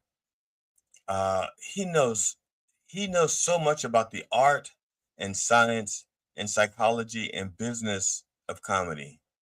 I could pick his brain for hours, and I did once before. I interviewed him for Done Way Past Funny. As a matter of fact, it was one of my earlier interviews. It was like the third one, maybe, and I was still, man. The first two episodes of Done Way Past Funny were kind of rough because I had a co-host who was not all there. And I did not know he was not all there because when we rehearsed it, so we could get the technical stuff down, we could rehearse the technical stuff and we could have some kind of chemistry. We rehearsed for months, well, not shit, for weeks anyway. And everything I felt good. And then just before the show starts, he loses his job and he's kicked out of his house by his girlfriend. So now he's homeless and jobless. He's living in his car, delivering DoorDash and doing Uber from his car. I did not know that. He kept that from me. And so he would, when we started doing the shows, he'd come in, he'd be in his car. And sometimes he'd have his reception. Sometimes he wouldn't be even paying attention to the guests. He's driving, he's delivering food. And so after the second episode, my wife says, you got to get rid of him. You can't have him dragging you down like that. She said, this could be a good show. You got to get rid of him. And I found, like I said, I did not know at the time that he was going through such hardships. I just know that he was not good for the show. So I called him, and that's when he tells me what's going on. And I don't want to be the last straw. I don't know how much the show means to him. I mean, he lost his job. He got kicked out of the house. He's living out of his car, driving, DoorDash and Uber to make ends meet. And I thought if I kicked him off the show, that could be like the last straw. So what I said to him was, look, focus on what you got to do. Don't worry about the show. You can come back later, blah, blah, blah. And I knew in my heart that I was lying to him, and I hate lying to people, but I wanted to give him some kind of hope. Again, not that the show is that important. It's not, in the big scheme of things, the show is not that fucking important. Done Way Past Funny is something I like to do. But it's not going to make or break somebody. It shouldn't. But I don't know. When you've lost is pretty much everything,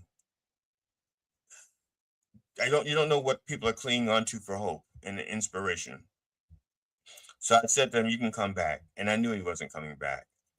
But for the next 3 episodes, the first one was Dylan Brody. He was the third episode. It was the first episode I did without I can't remember the co-host's name. But what I did was I pretended that he was still part of the show. And I would say he's en route to this. He's, at the airport, he's standing in line, and I would make up stories as to why he was late.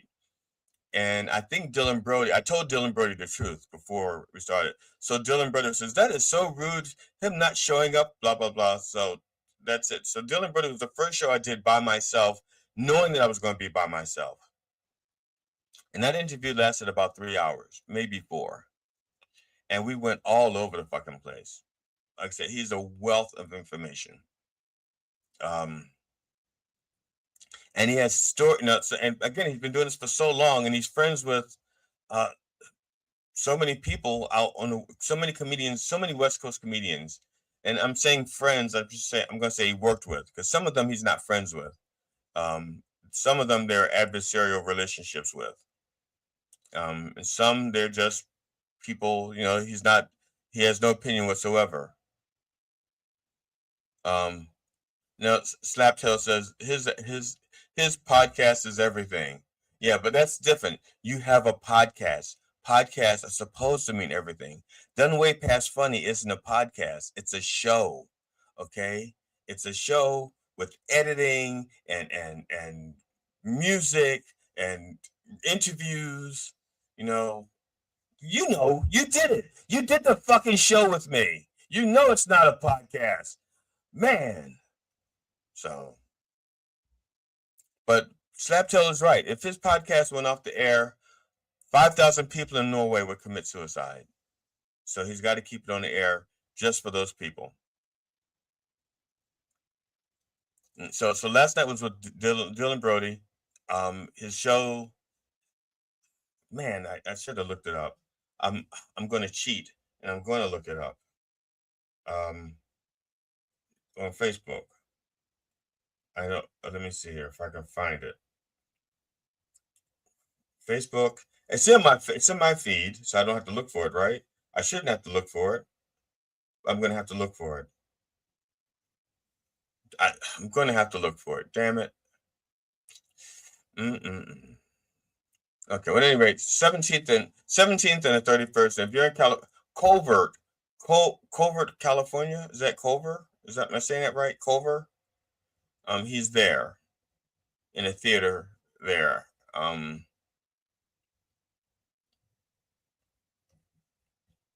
Ooh, this is different. Heavy Kev sent another picture, and this one is, let's see. All right. I don't think it's anything I've talked about. So we'll find out. I don't think I've talked about any of this stuff here. But let me get rid of this. And get rid of this. And put in the new photo so I can share it with you. Let's see here. 16th. Today's the 16th. Got it. So Slaptail says, so you're saying it's better than mine? Okay, you heard it here, Slaptail Nation. We're going to war with GD Fenderson. I'm not saying it's better than yours. I'm saying it's different. Your show is a podcast. Mine's a show. It's not a podcast. That's not better. That's like saying a banana is better than an orange. No, they're different. There are things you can do with a banana that you cannot do with an orange without stinging your nether parts.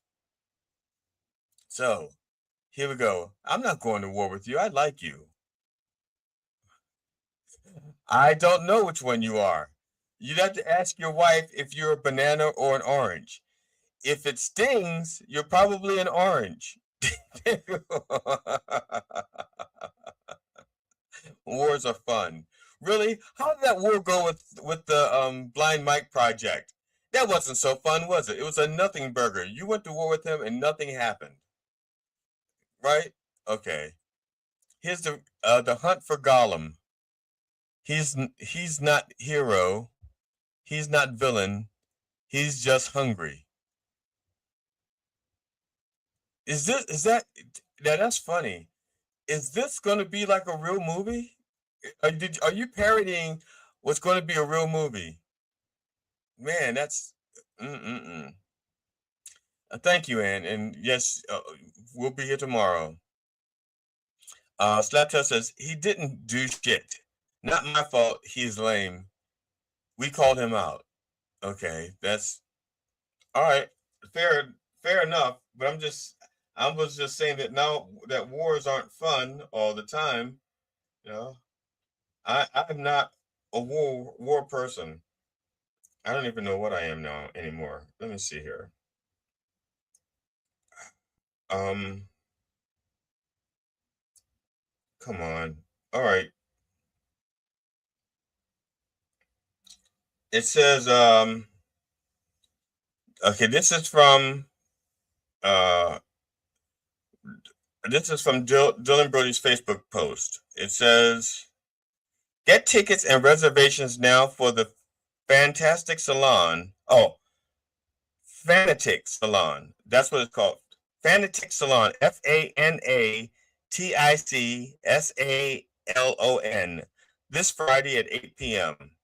And then you can go to fanaticsalon.com. FANATICSALON.com. You can go there to get tickets. This piece, Stuck on the Grid, has been reimagined, reworked, and redeveloped for the new show. Here, the guitar from Chauncey Bowers comes in and behind me elegantly. Come to the show, see what I'm doing with it now. Okay, so he on this is on my phone here. So it's at the Fanatic Salon Theater, and I think that's in Culver. So check it out. I know that tickets, if you buy them in advance online, they're $20. If you buy the tickets online, they're $20, and if you buy them at the door, they're $23. Now, right, yes, and that's because he wants people to buy them in advance so that he can, as he said, he can feel more secure about who's in the audience. I would love for him to sell out. Not sell out like in, not like Tim Allen, that kind of sellout. I mean, sell out like in sell every seat, standing room only. That's a good feeling. I've only had that feeling twice, where sold out a theater and standing room only, and that was very early in my career. So now I don't know if it's the more the people get to know me. The reason why I never sold out another theater is because I've always booked theaters that were way bigger than my fan base, because I keep hoping that people will start saying, "Look, no, he's really funny. I know he's not. I know, it's like the you see an actress and they say like, she's not traditionally attractive, or she's not. Her looks aren't traditional, but she's a cute one." That's my humor. It's like, don't look, no, but anyway, fuck it. Now next Wednesday night, Jason Stewart is going to be on the evening show. Jason Stewart is another friend of mine. Now he's coming to New York to perform. And that's so I'm going to get on the show to try to promote his performance. But also he has a movie that he directed, and I think he starred in it as well, called Redlining. And I'm actually I'm a producer. I'm one of the producers for that movie. Yes, I am. Now, I'm not a big time producer. I'm a small time producer. I don't. I gave the minimum amount of money I could give, and still be a producer. Okay, so I have a producing credit. That's why. Well, I like Jason Stewart. I think he's funny, and I think he's talented. But I produced the movie because there was an opportunity for me to get a movie producing credit, because I'm going to work on it. I'm going to work on my IMDb page, because apparently I actually have enough credits that I could have an IMDb page. I did not know that. So I'm going to do an IMDb page, but I'm a producer in a film, an award-winning film, Redlining, and that movie it's going to be screened in New York, and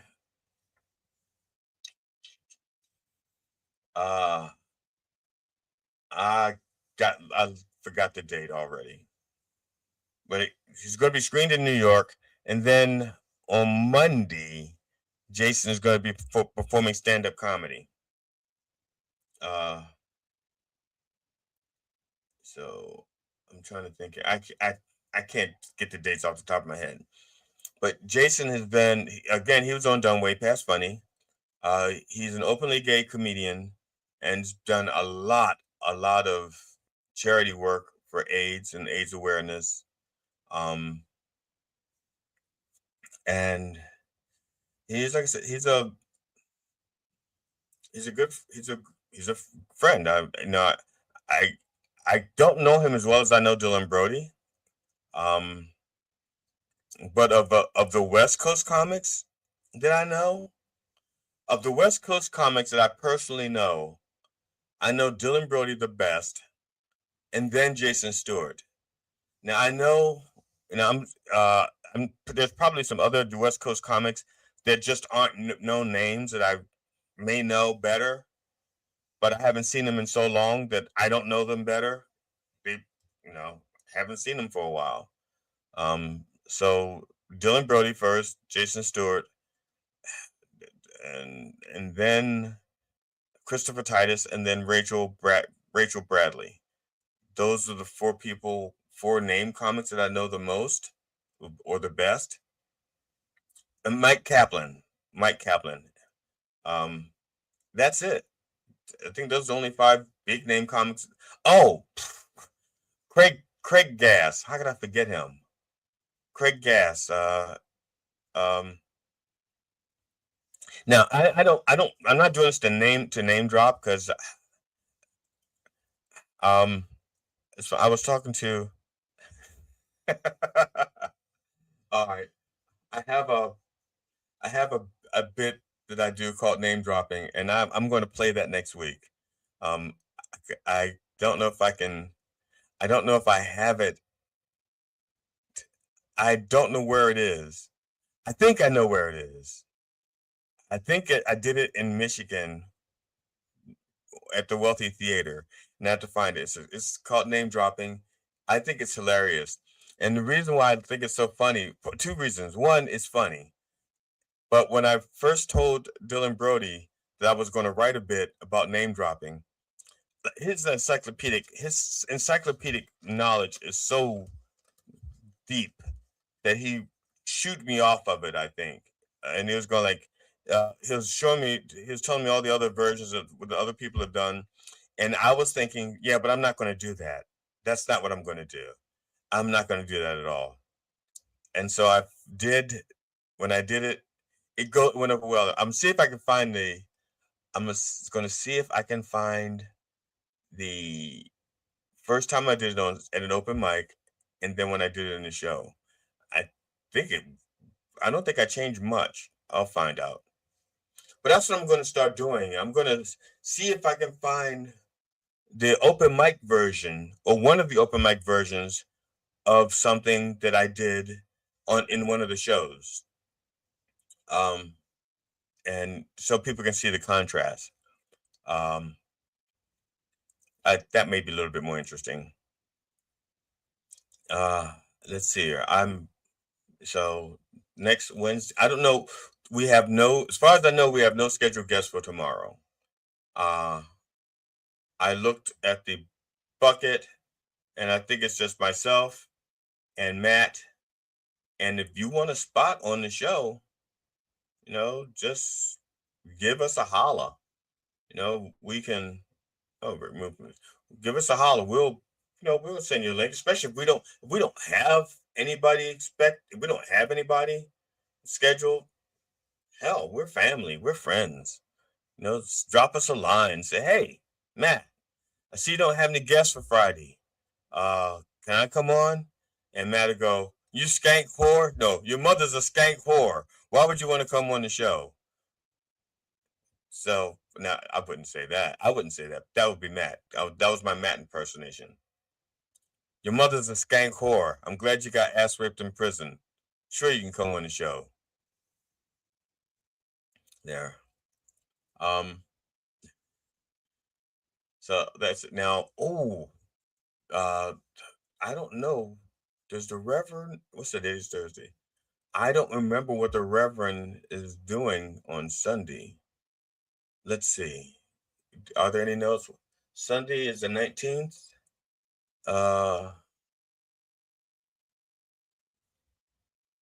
Okay. The song he's doing for Sunday. He's looking at well, obviously he's doing obituaries, but he's looking at the lyrics to the song "Are You Ready," as performed by Pacific Gas and Electric, 1970. So that's yeah, that's the song he's working on for Sunday. So if you're so kind, if you're not doing anything Sunday morning, you can check them out on what the Reverend's YouTube page at Dr. Reverend Jelly Roll, or you can watch him on the Facebook page at Dr. Reverend Jelly Roll. At any rate, you'll see it. Just look for it. Look for it, baby. Just look for it. There'll be links in my Facebook page. You'll be able to find it, I think, if you're interested. If you really want to. If you want to find it, I'll make it as easy to find as I possibly could. I would make a good Gollum. It's funny. I've watched the guy who does the Gollum, and he does the Gollum and the Smeagol into so well. Like he does. I think he's been doing it too long. I think he's been doing so long that it's like part of his psyche. He goes back and forth, the Smeagol and the Gollum, so easily. I watched him have a conversation between Smeagol and Gollum on a show. He may have rehearsed it, beforehand, but he does it so naturally. Yeah. Now, I don't even know if I've ever. I'd have to hear Gollum so I could do it, because I think I've practiced. I'd have to hear it so I can do it. But thanks. Or maybe you just mean the face. You mean I have a face like Gollum? Is that it? So, well, it's 11:22. Do you know where your children are? And I am going to wrap this up real soon. As soon as I find my outgoing music. And it's the same one. It's the same unfinished video. This must be a mistake. It's like, don't you have other videos? Yes, I do. The problem is the finished ones I've put on YouTube, and I do not want to risk Matt getting a copyright, even though I own the songs. I own the copyrights to the songs. I own the platform that that they were on, that YouTube channel. Anyway, I don't own the YouTube channel, but I don't own YouTube, but it's on my channel. I can't play those songs without getting a copyright strike from Matt, and I don't want to do that. So I'm only putting stuff up here that has not made it to I'm only putting music up here that I've not played out there in the ethers. So that's why I've been playing the same one over and over again. And yes, I've been busy. Like, you saw how awful the graphics were for the Rocky and Bullwinkle bit. Yeah, that's how busy I am. I threw that together like leftovers. Not even leftovers. I don't know how many of you remember when I was little, we'd have dinner. My father cooked on Sundays. Sunday. Monday through Thursday, my mother cooked. Friday night, we ate out. Not ate out like in the sex thing, or ate out like when we went out to dinner, but we ordered sandwiches or pizza or submarine, something like that. or we cook for ourselves. Saturday, my mother took the food from Monday through Thursday and made leftovers. And my favorite leftovers was something my mother used to call Spanish rice. My mother called it Spanish rice. Turns out Spanish rice is actually a real meal. It's not something that my mother could just throw together. And so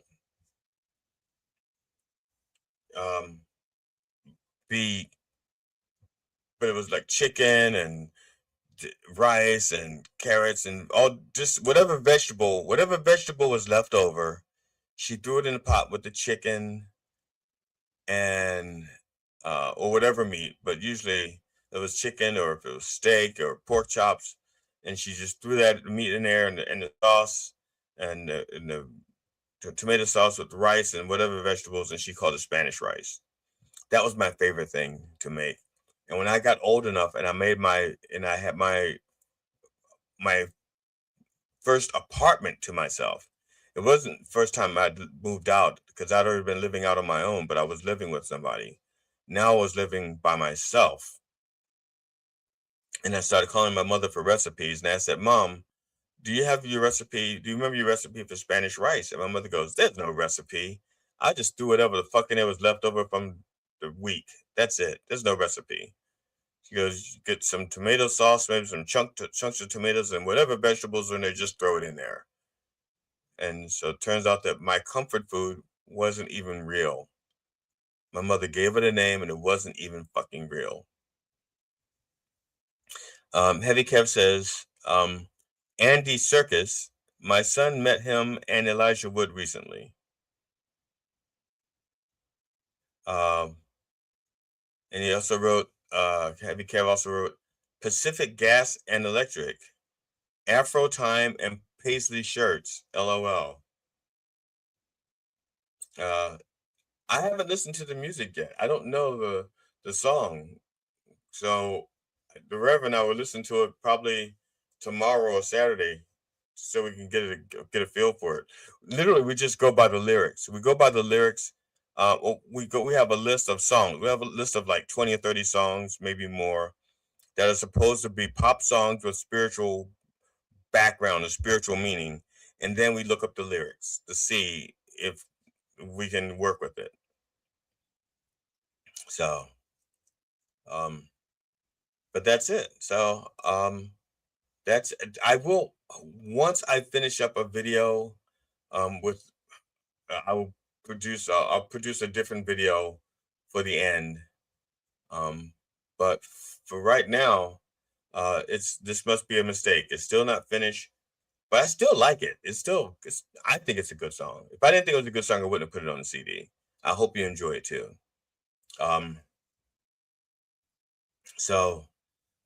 Thank you for watching. I appreciate you indulging me for the past 2.5 hours.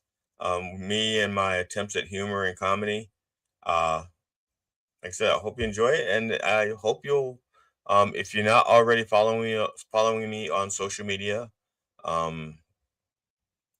basically I'm either GD Fenderson or So GD Funny, one of those two names.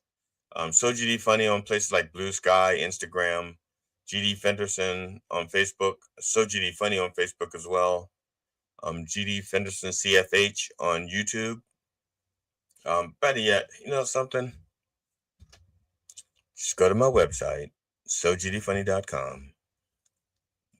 There's contacts, and there's whatever social media pages I'm on that's there. It's listed. All right. So thank you so much. I appreciate you. And here we go. This must be a mistake. The unfinished video.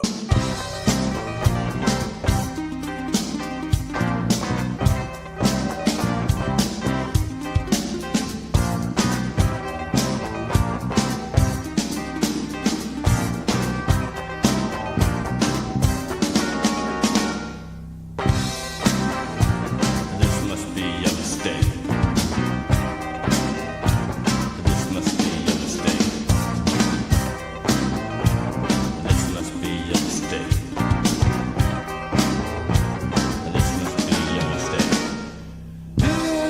you're saying. This must be a mistake. Well, now on my weakness you're praying. This must be a mistake. Well, you say you don't want me to leave. This must be a mistake. Well, I just don't know what to believe. This must be a mistake. You don't want me around, you're thinking so much better. Once you get to know this man, you'll want us back together. I give all my heart to you, how much more can I take? But you're wanting someone new, this must be a mistake. This must be a mistake. This must be a mistake. You know you're hurting us. This must be a mistake. You want to break our trust. This must be a mistake. Well, have you forgotten what we meant? This must be a mistake. There's no time to find lost sentiment. This must be a mistake. You don't want me around, you're thinking so much better. Once you get to know this man, you'll want us back together. I gave all my heart to you, how much more can I take? If you wanting someone new, this must be a mistake. Think about this with me. This must be a mistake. Losing you would be obscene. This must be a mistake. Well, it's hard to make this quantum leap. This must be a mistake. Yeah, but what we sow is what we reap. This must be a mistake. You don't want me around, you're thinking so much better. Once you get to know this man, you'll want us back together.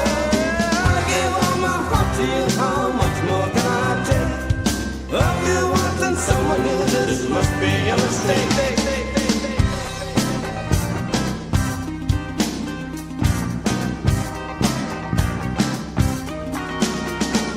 This doesn't seem so very smart. Must we go our ways? Because we're making both our lives a waste of yesterdays.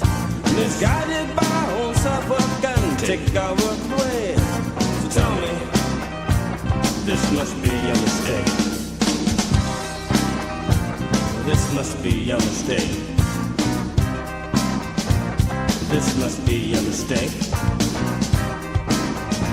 This must be a mistake.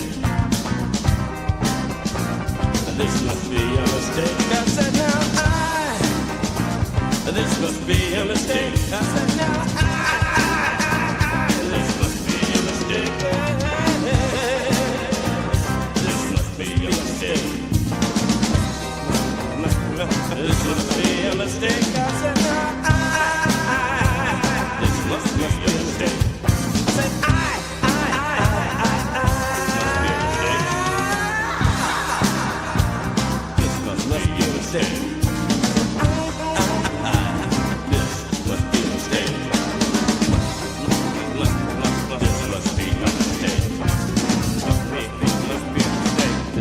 Be a mistake. You're right.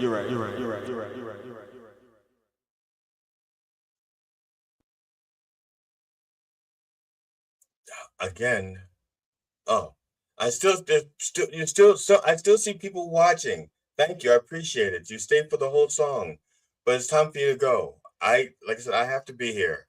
I have to hit the end stream button to end the show. Otherwise, people don't know it's gone. And I have to get something to eat. Look at this.